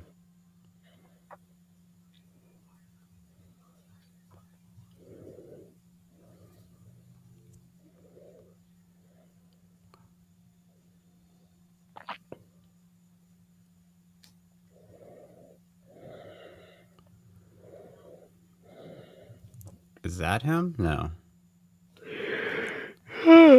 Maybe he got rid of his Facebook. Oh. If he's not on Facebook anymore, I guess the percentage just went down a little bit more for you. He doesn't even live in Toronto. He wasn't even in the percentage. Well, would you be open to long distance? We've already had this conversation once. No, I just don't believe in long distance. Why? Like, I'll believe in long distance if like we're in the same city and we're in a relationship and then one of us has to move out, like move away. I'll be able to like make that work, but to start a relationship like off the bat off of long distance, no. Like I like that just doesn't If that anything, doesn't that's register easier. in my mind. No, it just doesn't register in my head because like what if like when you meet, like what if like you've been like talking with this guy or like the girl or whatever for like months, you guys finally decide to meet but it's not the same, then you just, I don't want to say wasted that time, but it's like you wouldn't you have rather have like seen each other first and then like I don't know, it just doesn't register in my mind. Yeah, I don't see it. I don't see a difference. Huh. I don't see a difference. As long as, you're spending your quality time on the phone, on Zoom, or whatever, letter writing or whatever with them, and you're feeling that same emotion that you feel that when you're with them, I don't see a difference. Speaking of quality time, what do you think your love language is? I'm happy you asked this because I know exactly who you would be attracted to. Okay. Still want to know what your love language is though. Yeah. The reason why I reacted that way is because this video game, I think I told you about this game called 5 Dates, which Yes, I absolutely love. When I was on a little virtual date on that game, the girl asked me that same question. I think it's a very important question to ask for many reasons. Yeah, I am words of affirmation and and gift giving Okay. and physical touch. I believe that everybody has all five. It Hmm. just depends on which one you like do more often, Yeah, right? I agree. I agree. And also like for Well, no, me I like don't agree with that. well, my third one is physical touch as well, just because like physical touch, I can't be touchy with you right off the bat. Like I got to be a little bit more comfortable with you, and like let it just come through naturally, and like then you know what I mean. So like it also really depends on. I don't want to say the length of the relationship because that doesn't matter, but it just depends on the person that you're with and like the connection that you have. For certain ones to be more stronger than the other, you know what I mean? But I honestly just think that we, as humans, all have like we have all five of them. Right. Well, I was briefly talking to a young lady today about my YouTube channel, giving movie Mhm. reviews off Twitter, which I normally do. And she was asking me if I had anything for asexual people, like representation Mhm. of asexual people. So I would imagine if you're asexual, that would be last on your thing. Physical It'd be touch. yeah, it'd be last. Yeah, Or it's just not on there. yeah, that's true too. So yeah. It's such a good question to ask people. Uh, I think I should have asked the girl I'm talking to that. Wait. I think I can pretty much guess what hers are. Honestly, like I think asking what a person's love language is like one of my like first five questions that I ask. 'Cause it Really? really- Not what's in your yeah. bank account? Hmm? No, that's way no. We don't ask that kind of questions. Yeah, I think it's like one of like the first five that I'll ask, or if not five, like at least five big questions. Like there'll be like small ones in between, like to keep the conversation going and whatever. But like the five big ones, yeah, like love language is one of them. Just so like you can understand the person too, right? And I find that a lot of guys, you're actually the first guy that didn't say physical touch as their first one. A lot of guys is like physical touch is their first one. And I'm like, not necessarily that's a bad thing. It's just, it takes me a little bit longer to get there, you know? I understand what you mean because I also seen I've seen this. I watch a lot of reality shows, and I've seen an Hmm. episode of Blind Date where this girl from Atlanta was on this first date with this guy, but she told him like straight up off the bat that she doesn't do physical touching at all. Like she said she's a certain type of sexual. I forgot what the name was. It was honestly something like it was my first time hearing it, and she like Hmm. physical touch is like a huge no for her. But she can still be attracted to someone, right? But physical Right. touch is like absolutely off the table. Huh. It's very interesting. You know, I think we need to come up with a There was sexuality for you. there's A Norse sexual. there's another question that I recently came upon that's a really good one to ask people is it's the same like the five love languages, but you're turning it into like how do you like accept apology? So like at what point do you think like the apology was accepted? Because like some people like you just saying sorry is fine, right? For some people like no, like they want you to like you say sorry, but then like also give them like a hug, okay? Or like for people that do like acts of service is like okay, like you're sorry, but like you're showing me that you're sorry by like I don't know, let's say you got into a fight of like who's taking out the garbage and like, you know, for you to like for me to accept your apology, like you take out the garbage because you know my love language is like acts of service. Like it was something like this. And I thought that was a really interesting question too, because like me and my sister are very different in terms of like just everything. And we both accept apologies very differently. Like for her, just saying like words of affirmation, just saying I'm sorry, but like truly meaning it is fine for her, right? But for me, my love language is actually acts of service. So for me to actually, for you to actually do that act, then I would accept your apology. So I liked how the girl she was talking about the question, she like flipped it to make it like the apology aspect. I thought that was really cool too. I need to start adding that to my roster of questions. Yeah. I don't know what mine is. Just say you're sorry. Let's go do something.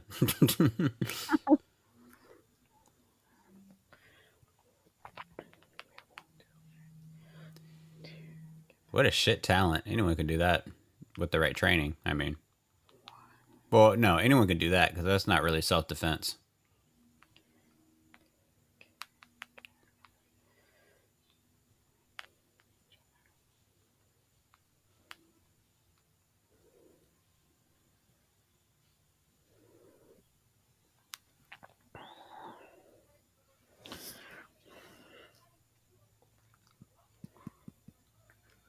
So to go back to the root question, I will be Jesus forever Christ. alone. Um, yeah, but that's not true though. We just went through the three big things, and I said probably my standards are too high. Your We standards spent are almost too high. we yeah okay, and we talked for 30 minutes establishing my standards are too high. So yeah, I'm gonna be forever alone. And then we didn't even get into if your so called love suitor has to be at a certain physical standard. I only have one, and I've already talked about this, but it's just one physical thing that What? I truly, truly care about. What? Height. They can't be 4. They can't be 4'11. Absolutely not. Why not? I never understood that for women. They don't date short guys. I think I've already told you mine. Like I'll say it again. I I am tall for a girl. I'm 5'8". Okay, Yeah, and you're a giant. No, I'm joking. n- no, in all honesty, like for my age group, like I am on the taller side, and my entire elementary, like my entire school, like elementary as in actually in Atlanta, no. Okay, so I'll skip elementary school. In junior high and high school, the amount of bullying that I got for having like more, let's say, male features or male attributes or just like more masculine than feminine, that has literally like stuck with me. And for me to feel more feminine, for me, like it literally is a very, very selfish reason. Uh huh. It I'd have to be with someone taller so that I feel more feminine about myself. So you Like feel more feminine about yourself, and you put make sure you reject it, every guy who's not that tall into anti masculinity. Listen, I'm not expecting the guy to be like 6'5". I'm just talking 6 foot and taller, 5'11", fine, because like apparently it's a whole controversy Can you about be how five 5'11". nine? No, 5'11" is like 5'11" is me bringing my standard down because I said 6'2" You from know what the like, average height for a guy is? yeah, like 5'10", 5'9". Trust me, I know. Do you know Yeah, what the so average my height for a Middle Eastern guy is?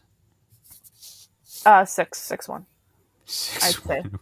Why do you know this off the top of your head, Noor? Because most of my family members that are guys and most of my guy friends that are all Middle Eastern are over 6 foot. Let's see. I can't wait to look this up and be like, hate to break it to you, Noor, but the answer is 5'7". For what? For No, Middle Eastern I'm guy? just joking. I'm looking it up now.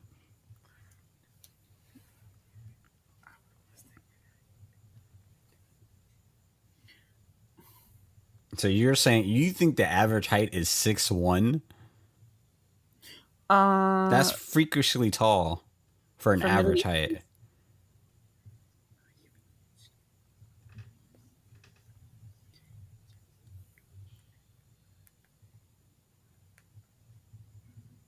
See, this is why she's not likable. What a shit protagonist for this movie. Honestly, everything you're saying about this movie is going through one ear and out the other for me because literally one of my favorites.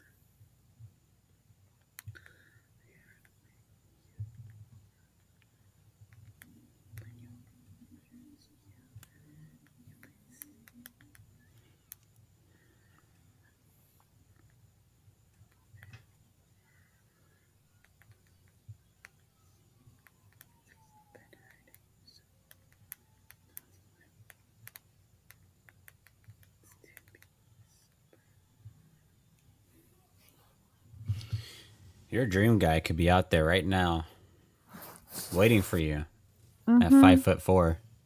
Oh no.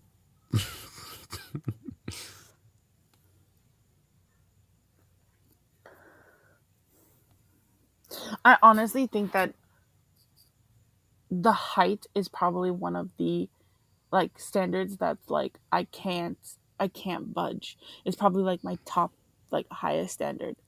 Like if I even have to like I let's say don't get not it. like imagine if I don't even have to like go with Middle Eastern, the height stays. You have to be 6 foot or high or taller.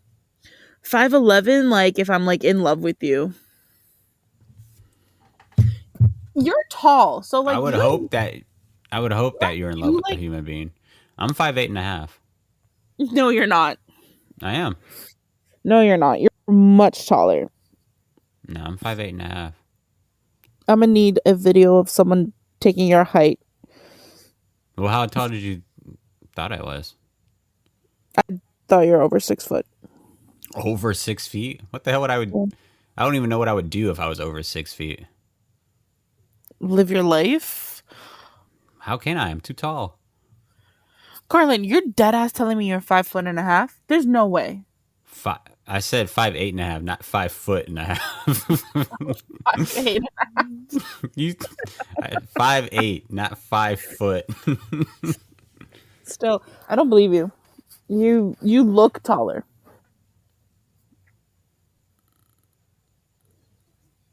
No. No, just 5'8.5", and I love it because Jackie Chan is that height, and I look up to him the most.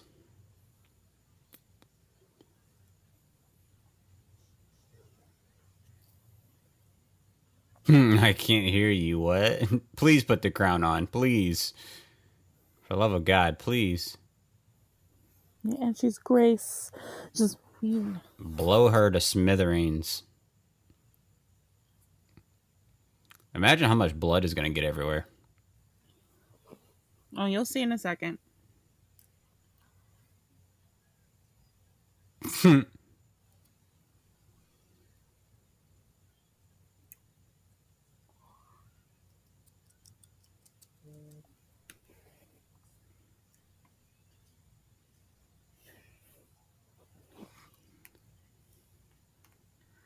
What a stupid fucking movie.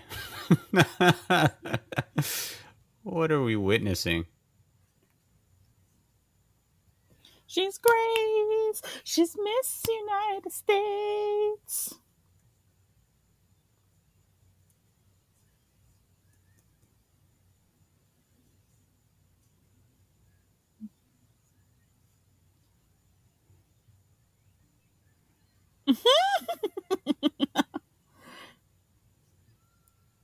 She's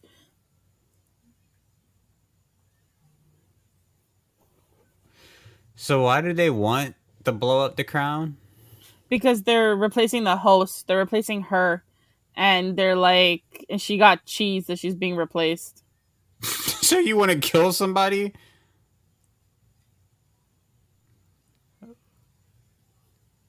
What? That fire CGI. That looks horrible. I don't understand. She's being replaced, so she wants to kill somebody? I love how this guy is still singing.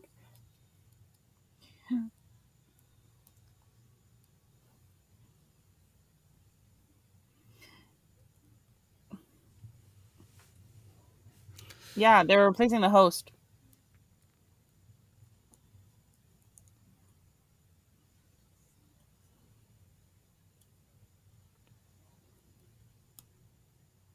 What?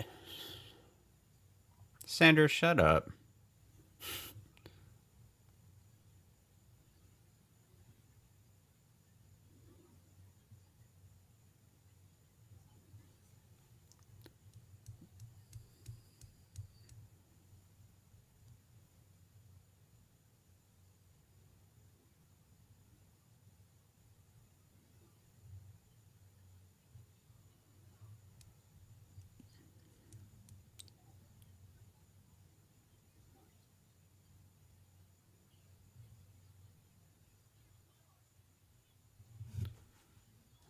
I don't understand. You don't. Yes. She knows there's other beauty pageants, right? I'm sure they'll need a host somewhere else, lady. You dumbass. They wanted someone like new and younger. Okay, that's fine. She could have made it somewhere else.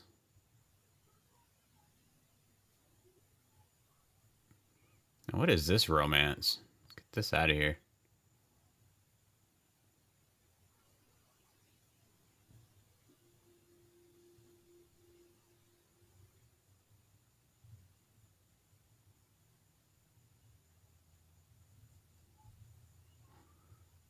Yeah, what a movie. I don't even know if I have an opinion about this. I'm too busy trying to find a suitor for you. Let me check my contacts. Let me make sure I don't know any Middle Eastern guys. I know a guy who's Southern Asian. It's not the same thing. Could be. No, I'm joking. Yeah, if you close your eyes and squint. I didn't say that. You did. Let's see. I gotta be careful. We're on a podcast here. If anything, this is gonna highlight you for potential suitors. Honestly, anybody made it this far. Oh my god, I would love to have you on some type of like David Stern, or I said David Stern, Howard Stern s type of game show about meeting your future suitor, right? This is what we're gonna do, Noor. We're gonna blindfold you. No, we don't have to blindfold you. Or fuck it, we'll blindfold you. We'll put you on one side of the wall, and you're gonna be communicating to three guys. Okay, Mm-hmm. one of those guys is like Middle Eastern, 6'3". He's exactly your type, but you don't know which guy. And then the other two are like just random guys of different races. And then you have Mm-hmm. to like base it on like you have to ask them questions of base it on like what you would want in a guy. I guarantee you if you did that, you would pick the guy who is not Middle Eastern.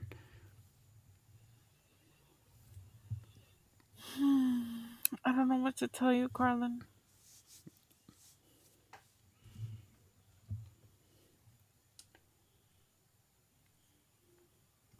That's okay. It's totally fine. You can have your standards because we still made that bet.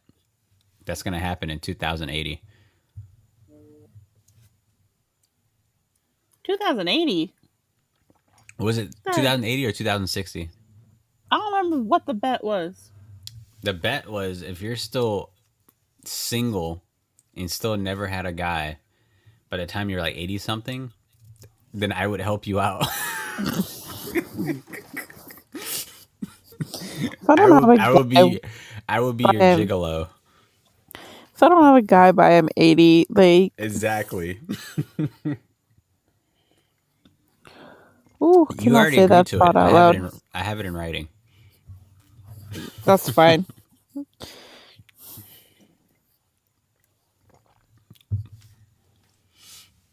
But of course the contract is void once I'm like already taken.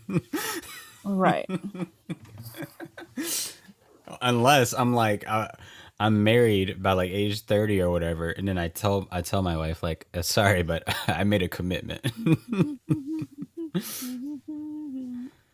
Made a commitment for when you're 80 years old. Exactly.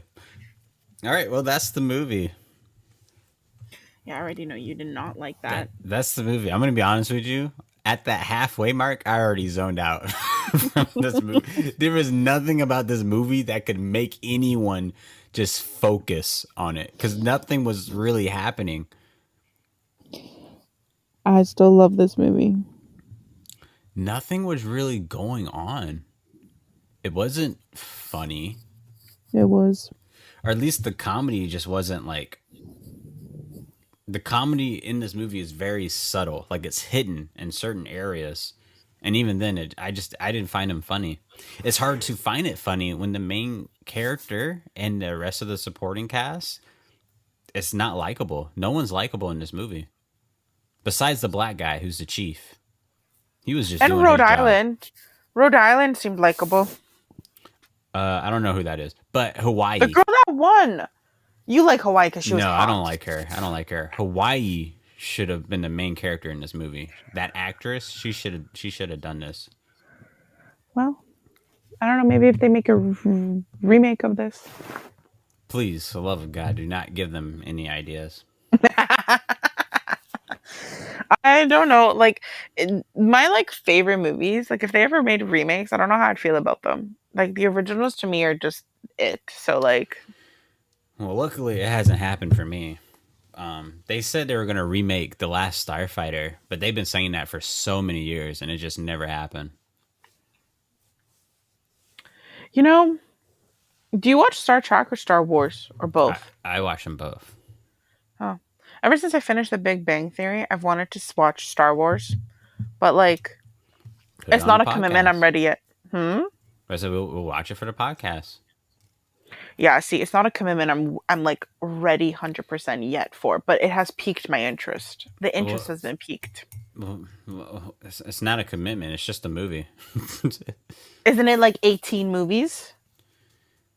Well, it just depends on what you want to watch. I mean, it's literally just you just watch the first one and just see how you like it. And if you want to, if you like the characters enough to continue to see what happens to them, because once you watch the originals, like for the ones from the 70s and 80s, they all end open ended, as if like there's not really ending to it.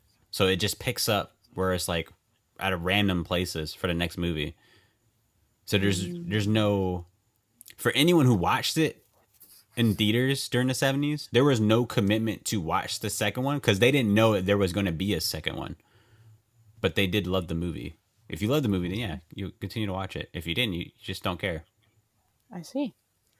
Okay, that makes it a little. It's bit like Miss easier. Congeniality. Because there's only 1 and 2 for this. Exactly. But since you love the first one, you're like, Mm-hmm. I need to see the second one. And since I I did still don't once. care about this first one, there's no way I'm going to watch that second one. Yeah, I don't recommend the second one at all. I honestly watched it, I think the year it came out, and then never again. Like, if you actually tell me, like, if you ask me what the movie's about, I don't think I remember it because I'm like, the first one to me is just gold. So, I can like, tell you what it's about. no, it's okay. It's about So, Regina King's character fighting against mhm, racism that Sandra Bullock is placing upon her. mhm, mhm. All right. I'm So, doubling down on that. my rating for this movie is a 10 out of 10. This is literally one of my top 5 favorite movies. Bias. Probably, but like, I don't know. It's literally one of my favorites. So, this movie can't. There's no wrong to this movie in my eyes. I don't know how you can say that when literally nothing happened. Literally nothing happened. The antagonist wasn't like some big reveal. Like it just. Well, I'm pretty sure your rating's like a 1 out of 10. I'll give it a 4. Oh, that's Maybe generous. maybe a 5. That's generous. No, I'll give it a 4. Still generous. Maybe over after a few years, maybe we'll go down to a 3. I did not like how much hormones this movie has. At least that's just what I'm calling it. And But sure, just we can remember, always. but remember the time. This movie literally came out in 2000. Not in the 2000, in 2000. I understand that, but it's Like, still worth talking about because a lot of people grew up with this movie and were subjected to that kind of way of thinking that they just place in just like a normal way of going about life. This movie still discreetly, ever so slightly, as if it's a whisper, is telling you that men should be men and women should be women. if you think And about it, yeah. Oh, don't ruin my favorite movie. Do not ruin one of my favorite movies. Mm-mm. also, the movie's racist. No, I'm joking. No, no, The no. movie's against black people, Noor. One ear and out the other. This is literally one of my favorite movies. The movie is for You know, sex trafficking. Do you support this, Noor?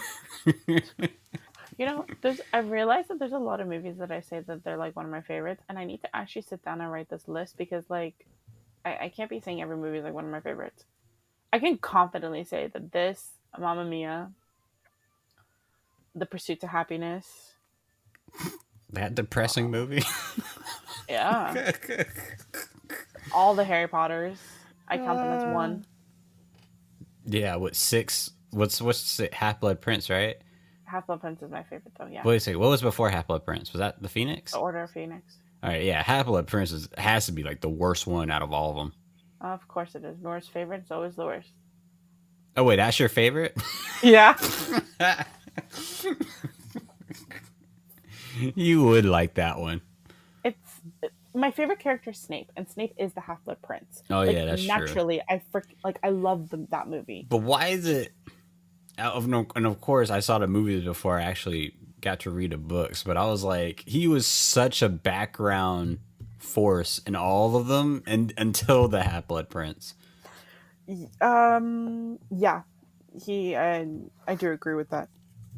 I mean, his Before character was picking up a little bit in like the Order of Phoenix and even like Goblet of Fire a little bit when you starting to see like a every little bit of flashbacks of like his parents or whatnot. But I feel like he was every still movie he background. started to like every movie he like slightly got a little bit more like more Yeah. you saw a little bit more about him. And I think that the reason why a lot of people liked Snape, because like a lot of people do like Snape, is the mystery aspect of him. He was very mysterious. He never really opened up. You never really knew about Oh my his god. history. But Stop it. I do have to say that the books obviously does a better job because of like it's more descriptive and like the thousands of pages you could write about. But I guess. I like guess. in the books, it explains more, which is something that I really miss. Like I really wish that this was in the movie. His connection with like his time as being like a Death Eater. It talks more about it in the books. I just wish that we got to see a little bit more of that in the movie So for people who don't because know, it really made it seem in the movies that um like was a Death Eater but wasn't a Death Eater. Like it never really showed his Death Eater like tattoo, right? right? But in the Goblet of Fire, when the Wait, other what? so That's Snape was a another Death, plot hole. That's another plot hole. Wow. He they had a never Death showed. Eater tattoo? I believe so in That's a the major order. plot hole. Yeah, in That's the a order in the Goblet of Fire. Correct me if I'm wrong. Anybody that's listening to this, because like I've only really read the books like once, but because I'm just not a reader. Let me just put that out there. But I love Harry Potter. Anyways, uh-huh. um, in the Goblet of Fire, when that other school comes, and the guy that Yeah. he was a Death Eater. Remember how there's a Mhm. scene of them in the closet being all hush hush, and like he pulled up his sleeve and said, "Look, like he's coming back." Like that guy showed his tattoo, like his Death Eater tattoo. I don't If remember that in the movie. yes, that happens in the movie, but if Oh wait, my yeah, memory yeah, is yeah. It was on correct, his leg. no, it's on his arm. Okay. If my memory is correct, Snape showed his that day in that scene too. Which in my when I read that part, I legit gasped because I'm like, oh, Snape does have a Death Eater tattoo because it never showed it in the movie that he ever had a Death Eater tattoo, but he was a Death Eater. He got like all of his crimes were thing because he was a double agent for Dumbledore. Like that Mhm. scene when they showed that he was like exempt from it, and then he was playing the double agent and whatnot, but it never actually showed his Death Eater tattoo. So like, and they never talked about his time as a Death Eater. So it was something I just wish that was more of. That's a major plot hole to me. I don't understand how Dumbledore hires these people to teach children if they don't do background checks on them. Mm. You know what I mean? Um, Would you let someone teach your child if they had like a Nazi tattoo on their chest? I believe when Snape got it like the teaching job was when he started being the double agent. So Dumbledore would have had to known that. Snape has been there. Snape has been a teacher there since. Because hold on, okay, let's see if you really know like your timeline stuff. When did he started teaching at Hogwarts? How many That years was it after he graduated? that I don't know, but I'm if my He had to memory be is in his correct, 30s. he was one of the youngest professors to ever start like working at Hogwarts. That Oh, okay. that was known in the book. Like it did say that a few times that Snape did start out being a professor very young, That's stupid. Why and would you hire someone so young? I don't know, but I also think that we're getting very very off topic. I feel like Harry Potter is amazing, but it makes it the Dumbledore just makes it really dumb with his actions. Listen, He's so stupid. That's my nickname for him, Dumbo Doofus. I I love doing these podcast movie reviews with you because one, I get to watch a movie. Two, we get to talk about movies. We get to talk about life. Like we get to talk about everything. I do love them. And your But Harry standards. Potter, my standards, my love life, like everything. We talk about everything under the moon and the sun, and I'm putting it out there on the internet. But there is one thing that I will not do, and I will not watch Harry Potter with you because Harry Potter is Why my not? because I do not want you to ruin it for me. What are you talking? I love Harry Potter. I know you do, and that's but I don't know. I'm not ready to watch Harry Potter with you because I have a Harry Potter tattoo. I have a Harry Potter collection Why growing. would I you get love a Harry Harry Potter Potter. tattoo? I have a Harry Potter tattoo. I watch Harry Potter probably religiously every like 3 weeks or at least once a month. Like competently, I watch all the movies back to back in like 3 days, 4 days, and like I do it every 4 weeks. So For like you, I for really you people really who don't want. don't know, inside, and tell me if I'm wrong about this, Nora, you have in your room this Harry Potter item, right? I have many Harry Potter Right, items. the blow up doll. Speak on that a little bit. What? What? Wait, tell us what character it is, because they're not gonna believe it. You know what? Whatever character, Carlin, you want it to be, it will be that character. Yeah, it's what's that groundskeeper's name? Filch? Um, You nasty. yeah. No, I love doing these and like maybe if we wanted to, like maybe one day, like I'll watch the first one with you and to see how it goes, but maybe not for a podcast or anything I will, because like if anything, I really want to watch Goblet of Fire with you. there's another thing. I can't watch the Harry Potter movies out of order. So if you want to watch Goblet of Fire when I Oh my watch god. Well, my how about you watch them? You start and watching them, and then when then you when I get to the get to it, fourth yeah. one, you let me I'll, know. yeah, that's exactly what I was just about to say. I will let you know when I get to the fourth one. Maybe we watch it. Goblet of Fire has to be my least favorite one. So if That you makes want to no like shit on sense. that one, sure. The movie doesn't make sense, or the fact that I don't like it doesn't make sense Goblet because of we're Fire off is to a the bad. best one. Oh, okay. Because I was gonna say we're off to a bad start already. No, the Goblet of Fire is the best one because there's so much stuff happening that they don't even tell. And I'm not saying that the stuff that's like only in the books that the movie didn't show. No, there's more shit happening like that. Like even I like, you know how much sex had to been going on during the ball. of course that's where your mind went.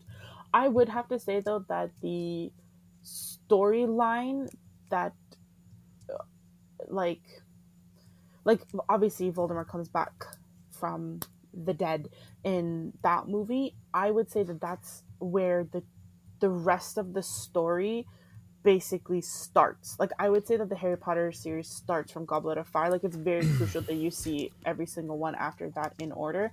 It Not saying that technically Prisoner. starts with those horrible prequels. Don't even get me started on Fantastic Beasts. Like absolutely not. Oh, No, maybe that's what not technically no. that's where we can start because I have no desire to see the latest one that just came out. Please do not put me through torture again. Was there any gay scene, or maybe not gay scenes? Excuse my language, Mm-hmm. but any gay sex scenes that happens with Dumbo Doofus and his boyfriend Gritty Mm-hmm. Rolled, however you pronounce his name. Grindelwald. No. Um, I would have to say though that each Fantastic Beasts movie gets a little bit better than the previous one. But they are. This is coming from me, a person that loves movies, that loves the Harry Potter world, but those movies are just not it. The movies are not it. The story isn't it. It just doesn't make sense when like I've seen J.K. all three Rowling of. writes those herself. I don't know what drugs she's taking while she. Does that make you think that maybe she had like a ghostwriter when she wrote the original stuff? No. Would you be upset if she never wrote those movies or wrote those books? Like if it ever like came out that like she was like on her deathbed and admitted to never writing them. Yeah, she No, plagiarized them. I wouldn't have cared because I don't really care for like her. I mean, I'm thankful of her that we have it, but I mean, like, Okay, so you can separate the content, I can. but how far though? Like, that's like saying like, but that's like saying like, oh, like, are you gonna base a movie on like the director? Are you just gonna watch it because of like the story too? Sometimes an actor or a creator, director, writer, whatever, sometimes they can do things that are so heinous that it's very, very tough to separate the work. Um, like, And that even goes for people who are typecast. no, I get what you mean, but like, like anybody else could have written Harry Potter and it turned out just like this. I would have still loved it. Well, for example, who's your favorite character on Harry Potter? Snape. What if some and you know this could possibly happen. What if the news put out an article or video news outlet saying that Alan Rickman, the actor, we just found out that he was racist towards Middle Eastern, and he said he wanted everyone else to read the books and enjoy the books, but your people. I would separate the actor from the character. I like the character Snape than But the he is actor. Snape. He is. Don't get me wrong, and no one else will be able to play Snape. I fully understand that, and there are some characters that the actor is them. I agree with that. But Snape's not the racist. Alan Rickman is. You'd have to be able to separate the two. I don't know if Emma Watson. Because there's been so many things about J.K. Rowling and, like, the LGBT community, how she's made comments, this and that. Honestly, I don't read into those. I ignore them because I don't really care. I don't care who wrote Harry Potter. The fact that it just exists, I care. She could come out and say Really? that she never wrote them. I'd be like, okay. I I don't love feel her. I love Harry Potter. I have no evidence to this. I feel that she wrote Harry Potter, and it was a lot different than what people perceived it to be. What do you mean? You Like don't for an think this was the example, original copy? This wasn't the. like whenever they hand it off to an editor, yes, that all that stuff changes a lot too. But I'm saying, like, for an example, if she wrote Hermione to be this big curly hair chick with buck teeth, right? Because she had buck teeth in the books, right? Oh, that I don't remember. Okay, well, I feel that. Well, maybe I'm going nowhere with it, but I feel like from how maybe she describes certain characters, Hmm. that they were definitely all different kinds of races. Like Hermione could, like, easily not. When I first read Hermione or pictured her, I wasn't thinking she was a white girl at all. So here's my thing, and this is one of the reasons why I don't read. I have a really hard time of actually imagining the description as I'm reading it. Like, for some reason, I can't imagine, like, as I'm reading. Oh, the girl had long black hair, blue eyes. This is like the image of that as I'm reading just doesn't come to my mind, which is why reading becomes so discouraging for me, because if I can't imagine the fantasy world that I'm reading, like a lot of people can, that's why a lot of people love to read and get lost in those stories and in that world. I can't do that. So So, I'm just basically just reading words on a paper and they don't mean anything to me, right? so what you're Or sorry, sorry, sorry. saying is, So what I'm saying is that I watched the movies and then read the book so that I have references for characters whenever they're being descriptive or they're talking. I can actually picture them because I have already seen what Hermione looks like, I've already seen what Harry looks like, Ron, and etc. how old are you, So Noor? almost 29. So you're saying at 35 years old, Hmm. you cannot read something unless there are cute pictures to it. Hmm. Or I've seen the movie before. But I suggest that people watch any movie first, and then read the book, because I feel like it's so much better You were when you completely read the opposite. book, because you're getting so much more information about everything that you love. But everybody says to do it opposite. Everyone says to You read the never do book. it opposite, because you're never I going to be know. satisfied with the movie. Exactly, which is something that I never do. It It's was the I agree best. with you. I It's agree with you. it You was should the Yeah, well, it was the best experience ever when I watch all of the girl with the dragon tattoo books, like all Mhm. four of them, and Mhm. then I went back and started reading the books. It was like amazing. I feel like it should be that way too, because as you said, if you read the book and then watch the movie, you're never going to be satisfied with the movie based on the fact that they're going to be missing a lot of details, a lot of scenes that you think that are important. Because everybody reading a book might think specific scenes are more important to the story or the character or the development of the story than other people, because it's just what you your perspective of it, right? So someone could read a book and think A, B, C are important, and A is only in the movie. They're going to be disappointed, or in all different kind of combinations. I agree with you. You should watch the movie, then read the book, and then you'd be like, oh my god, like this also happened. That explains this. Oh, that was this. It just, you have a better understanding of everything. I agree with you, and also for the fact that I can't imagine things as I'm reading, it makes it a lot easier to have already seen the movie, so I can already kind of put a face to a character's name and just kind of see that. Then I can do it. For some reason, But my subconscious can't just make up shit like that. Like I already have to have seen a face to a name, and then I could be able to see the rest. okay, I want you to be honest right now. Mm. So Draco, so I want you to think of Harry Potter characters, okay? Okay. I want you to think, I want you to pretend your best that you have never seen the movies before and you This is only gonna have be the hard. books. You only have Okay. the books for reference. Okay? Okay. Draco Malfoy, what race is he? He was white. Did it say he was white in the books? No, like I would have imagined him white. Okay, Harry Potter, what race is he? I would have gone with white. Hermione?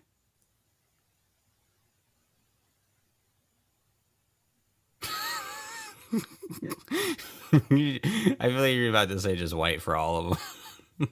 Okay, but you know what? You have to read the description to me. The Like description. like, are you just saying like based on like character like aspects? How I would like, not physical things that I know, Okay, but the here's a character. Harry Potter character. I want you to tell me what race they are based on your description. Okay. Medium built, short hair, red hair, If very you have red hair, awkward you're- looking. If you have red hair, you're white. That's not true. That is true. That's not true. Show me a black redheaded person.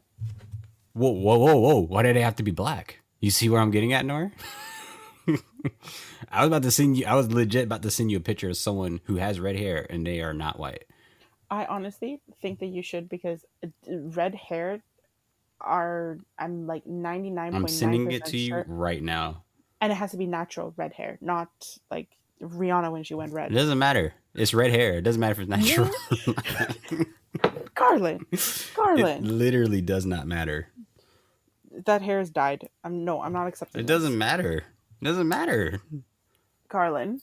We're getting keep- so sidetracked. No. Okay. So here, how about this? When you, okay, I guess, because you watched the movies first and then read the books later. I watched the movies probably 1,000 times each before I read the books. I recently read the books like 2 years ago. Easy, but for the actors who played the characters that you see from the books, clearly they are over exaggerated from how they look Clearly. and their hair. No, Malfoy is described as having white hair. The Weasleys are described as having Okay. red Malfoy hair. and the Weasleys is fine, but I'm talking about maybe like Hermione or even Luna Lovegood. Like her hair is like almost at the point where it's like platinum blonde. She could have been a Malfoy easily with that hair. She could have been Asian. She could have been Asian. Yeah. And Hermione, she could have been a guy. Uh-huh. Right? We don't know. We don't know. Hermione could have been a hermaphrodite. We don't know. I'm serious. Would you ever date a hermaphrodite? I'm not answering that on a podcast.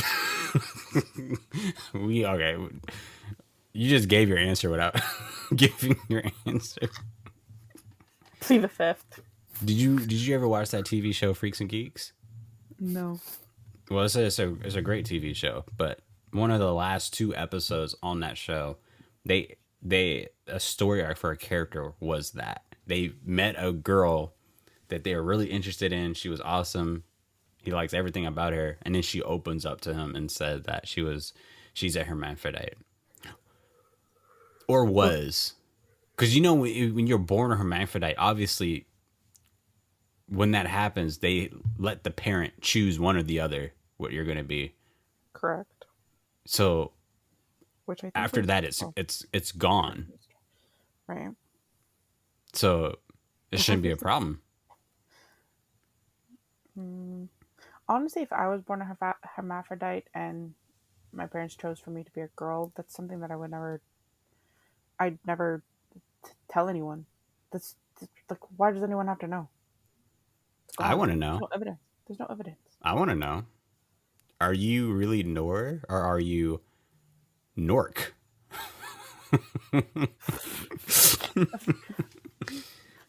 Just so you know, Noor is a unisex name. A guy could be named Noor. I think this is a conversation you need to have with your parents. That gasp. That was. I think this is a conversation you need to have with your parents. Why did they name you that then? Did you ever ask them why your name is Noor? My parents didn't want to know the sex until like me and my sister were born, so they had name options. Um, there was a few options for girls, and then I believe they ended up going with.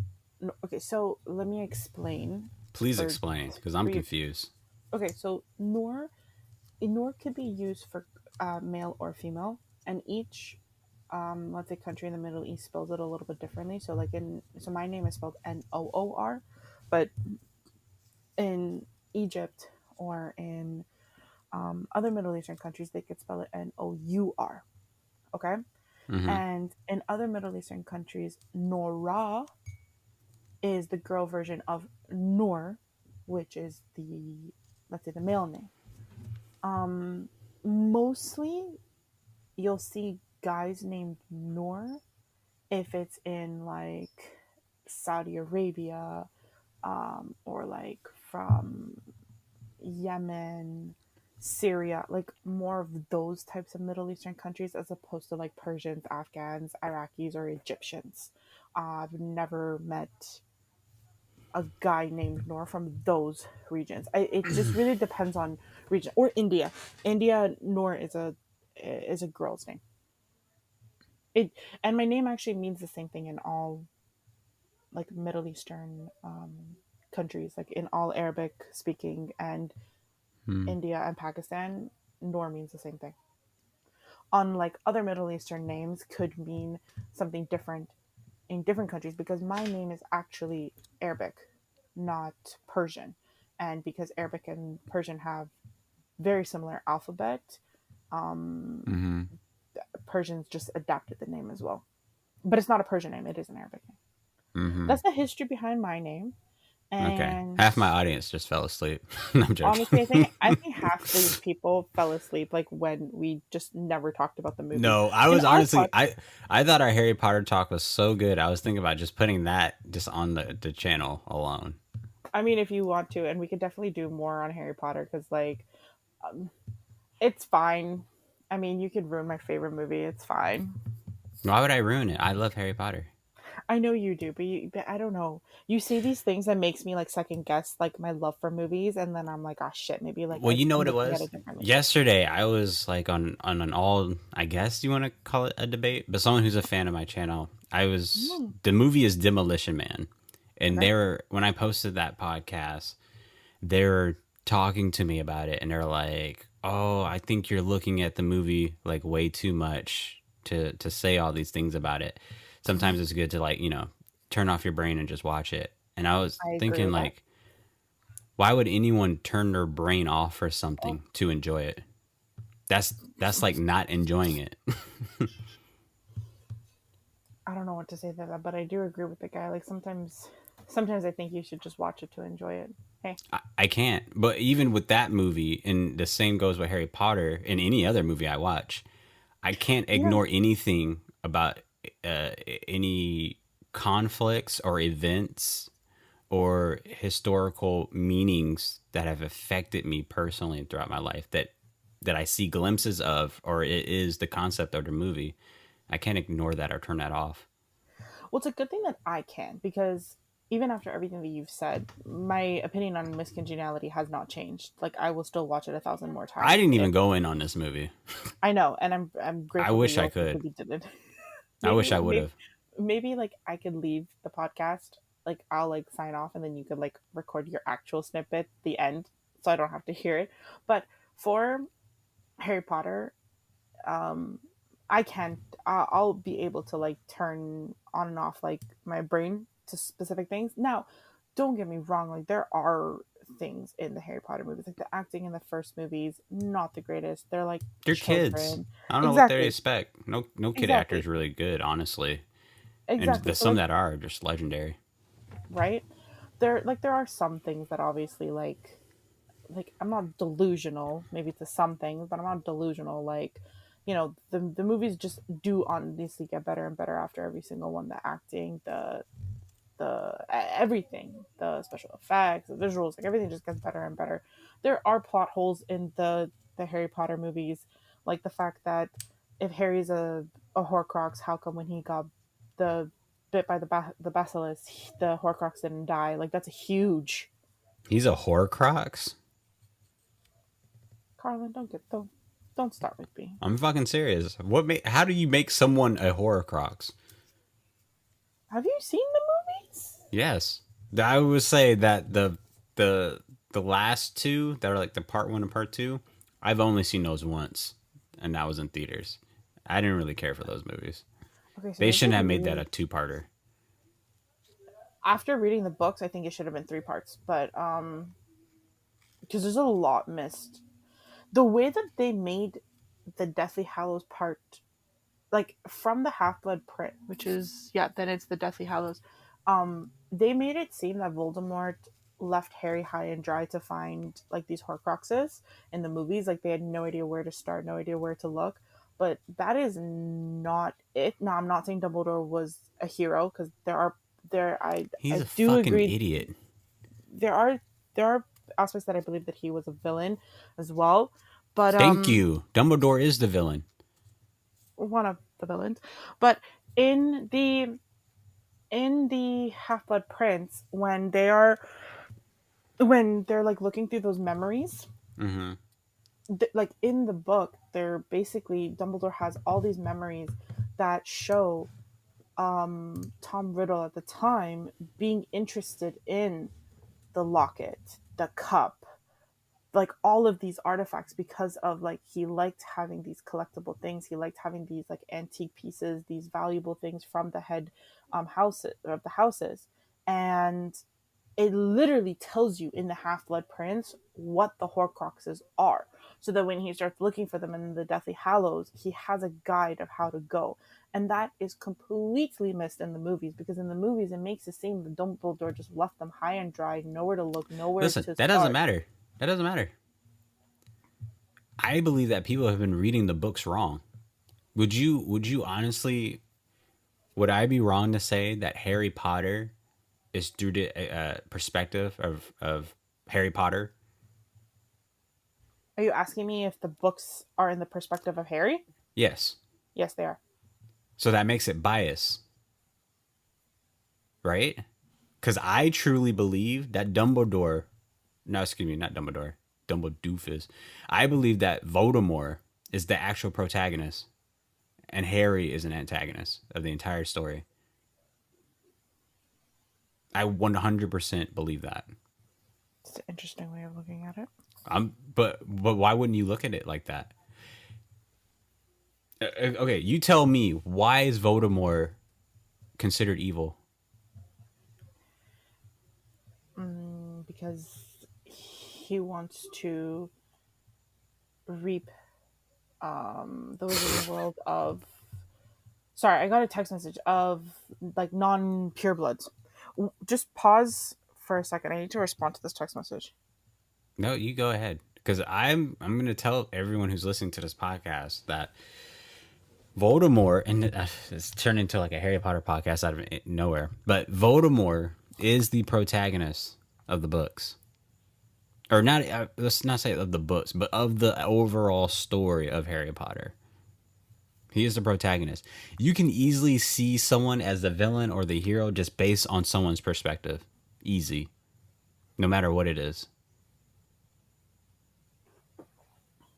So it honestly doesn't it doesn't matter. Like, Well, I mean, I could see why you would say that because I mean, if Voldemort didn't go and kill Harry's parents and give him the mark, we would have like the story wouldn't have existed. It would have been because of Voldemort. So I could see how you. no, it's not even that. It can go back even further than that. Like, for example, you're saying that Voldemort is considered a villain because he wanted to rid the world of muggles, No, half breeds. half breeds. Okay. Why, but why? Why is that his train of thought? Because he thinks that the wizarding world should be of pure bloods only. But you understand he feels that way because of how the world is being run right now. But you The know way that the he- Minister of Magic was running it, it was But going to here's run the it straight to thing. the dirt. But here's the thing: he's not pure blood himself. Exactly. He comes from a Muggle father. Father. Exactly. Yeah. It's very similar to It's Adolf basically Hitler. Hitler. Yeah. Oh, It's very similar. Carlin, we said the same thing. Yeah, it's basically Hitler. Hitler wanted to get rid of the Jews, but he was Jewish himself. Right. But again, it's still the This is bullying. perspective. And I'm not telling people like, oh, a different perspective of Hitler. No, Hitler definitely had his problems and is a horrible human being. But We're not getting into a history lesson now. We've gone from Miss Congeniality to Harry Potter. We've been talking about Harry Potter for 30 minutes. We're not getting into a a World War II discussion. yeah, no. But And I gotta go to the bathroom like 10 minutes ago. So let's wrap this up. oh yeah. Okay. Well, I'll give my final thoughts of Miss Congeniality. You gave it a 10 out of 10. I gave it like a 4 out of 10. There's a lot of hormones in this movie, a lot of subliminal message of women should just be women, men should just be men. Noor, I know that you said that that's just the time that this movie took place and all this stuff. I mean, yeah, but that's not really any. You can't really give it a slide for that or anything. All movies should be based on when they were made and how they still last last up for today. So if I'm like raising my kids and my kids look up this movie and say, hey, should I watch this movie? I was like, you can watch it, but let me tell you exactly what this movie is telling its viewers subliminally. But yeah, the main protagonist, whatever her name is, I don't even remember her name. She was really bad, like very unlikable. She just took me as someone who's a cat lady, like someone who you really don't want to be around. And same goes for the rest of the supporting characters. Really, really, really, really boring. What else can I say about the movie? The movie doesn't really have a soundtrack besides Abba, but They had one besides song. that, oh yeah, one song maybe. But I feel like you can kind of get away with that because Abba is such an amazing band. But yeah, there's just not. I don't. And again, and my last point is, I wanted to watch it, or not wanted to watch this. Really didn't want to watch this, but I was very interested to see how Sandra Bullock was going to play this character and to see why this movie is a classic. I think this movie is subjected to being a classic just because it was during a certain era of movies. If you were to, I could agree with that. if this movie was never made If and I it was never saw released this, with Sandra Bullock today, no one would care about it. if I saw this movie outside of its time, like I was watching it for the first time, let's say today, I wouldn't be calling it a classic. It's like the same thing for The Notebook and like Titanic and Mean Girls for me. I watched it out of its time, so I don't think that they're classics. I don't think that The Notebook is the greatest love story movie out there that people think that it is. You would think that I about Mean Girls if you would just rewatch it. You know what? Maybe for the next podcast or something, we could watch it together because I really don't get the hype on Mean Girls. You know how Well, first off, you don't get the hype on this movie. I don't get the hype on Mean Girls. We all have that one movie where we just don't get it, but there's a lot more movies you don't get than I do.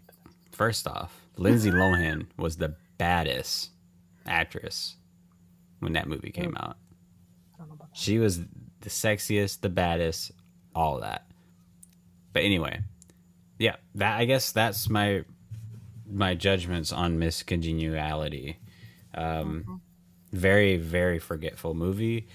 Very forgetful performances all across the board, especially from Sandra Bullock. And I cannot wait to watch another movie of hers for the next podcast. You should watch I'm The gonna watch Lost the City. comedy. The Lost City. Yeah, The Lost City. I'm gonna watch that one. Not looking forward to it, but that's the podcast. But all right, thank you again, Noor, for being a part of this and for another interesting conversation A of pleasure Sandra as always. Bullock, Harry Potter, and briefly about Hitler. And my high standards. Oh yeah, about that. Yeah, maybe the thumbnail for this podcast would just be a picture of you with your social media handle. Go for it. Let's see what happens. Yeah, let's see what happens. Literally, you lose followers. Oh God. That would be funny. But yeah, thank you again for being a part of it. You're very welcome. And Starfighters, thank you for listening, and I will see you on the next one. But until then, victory or death, Starfighters.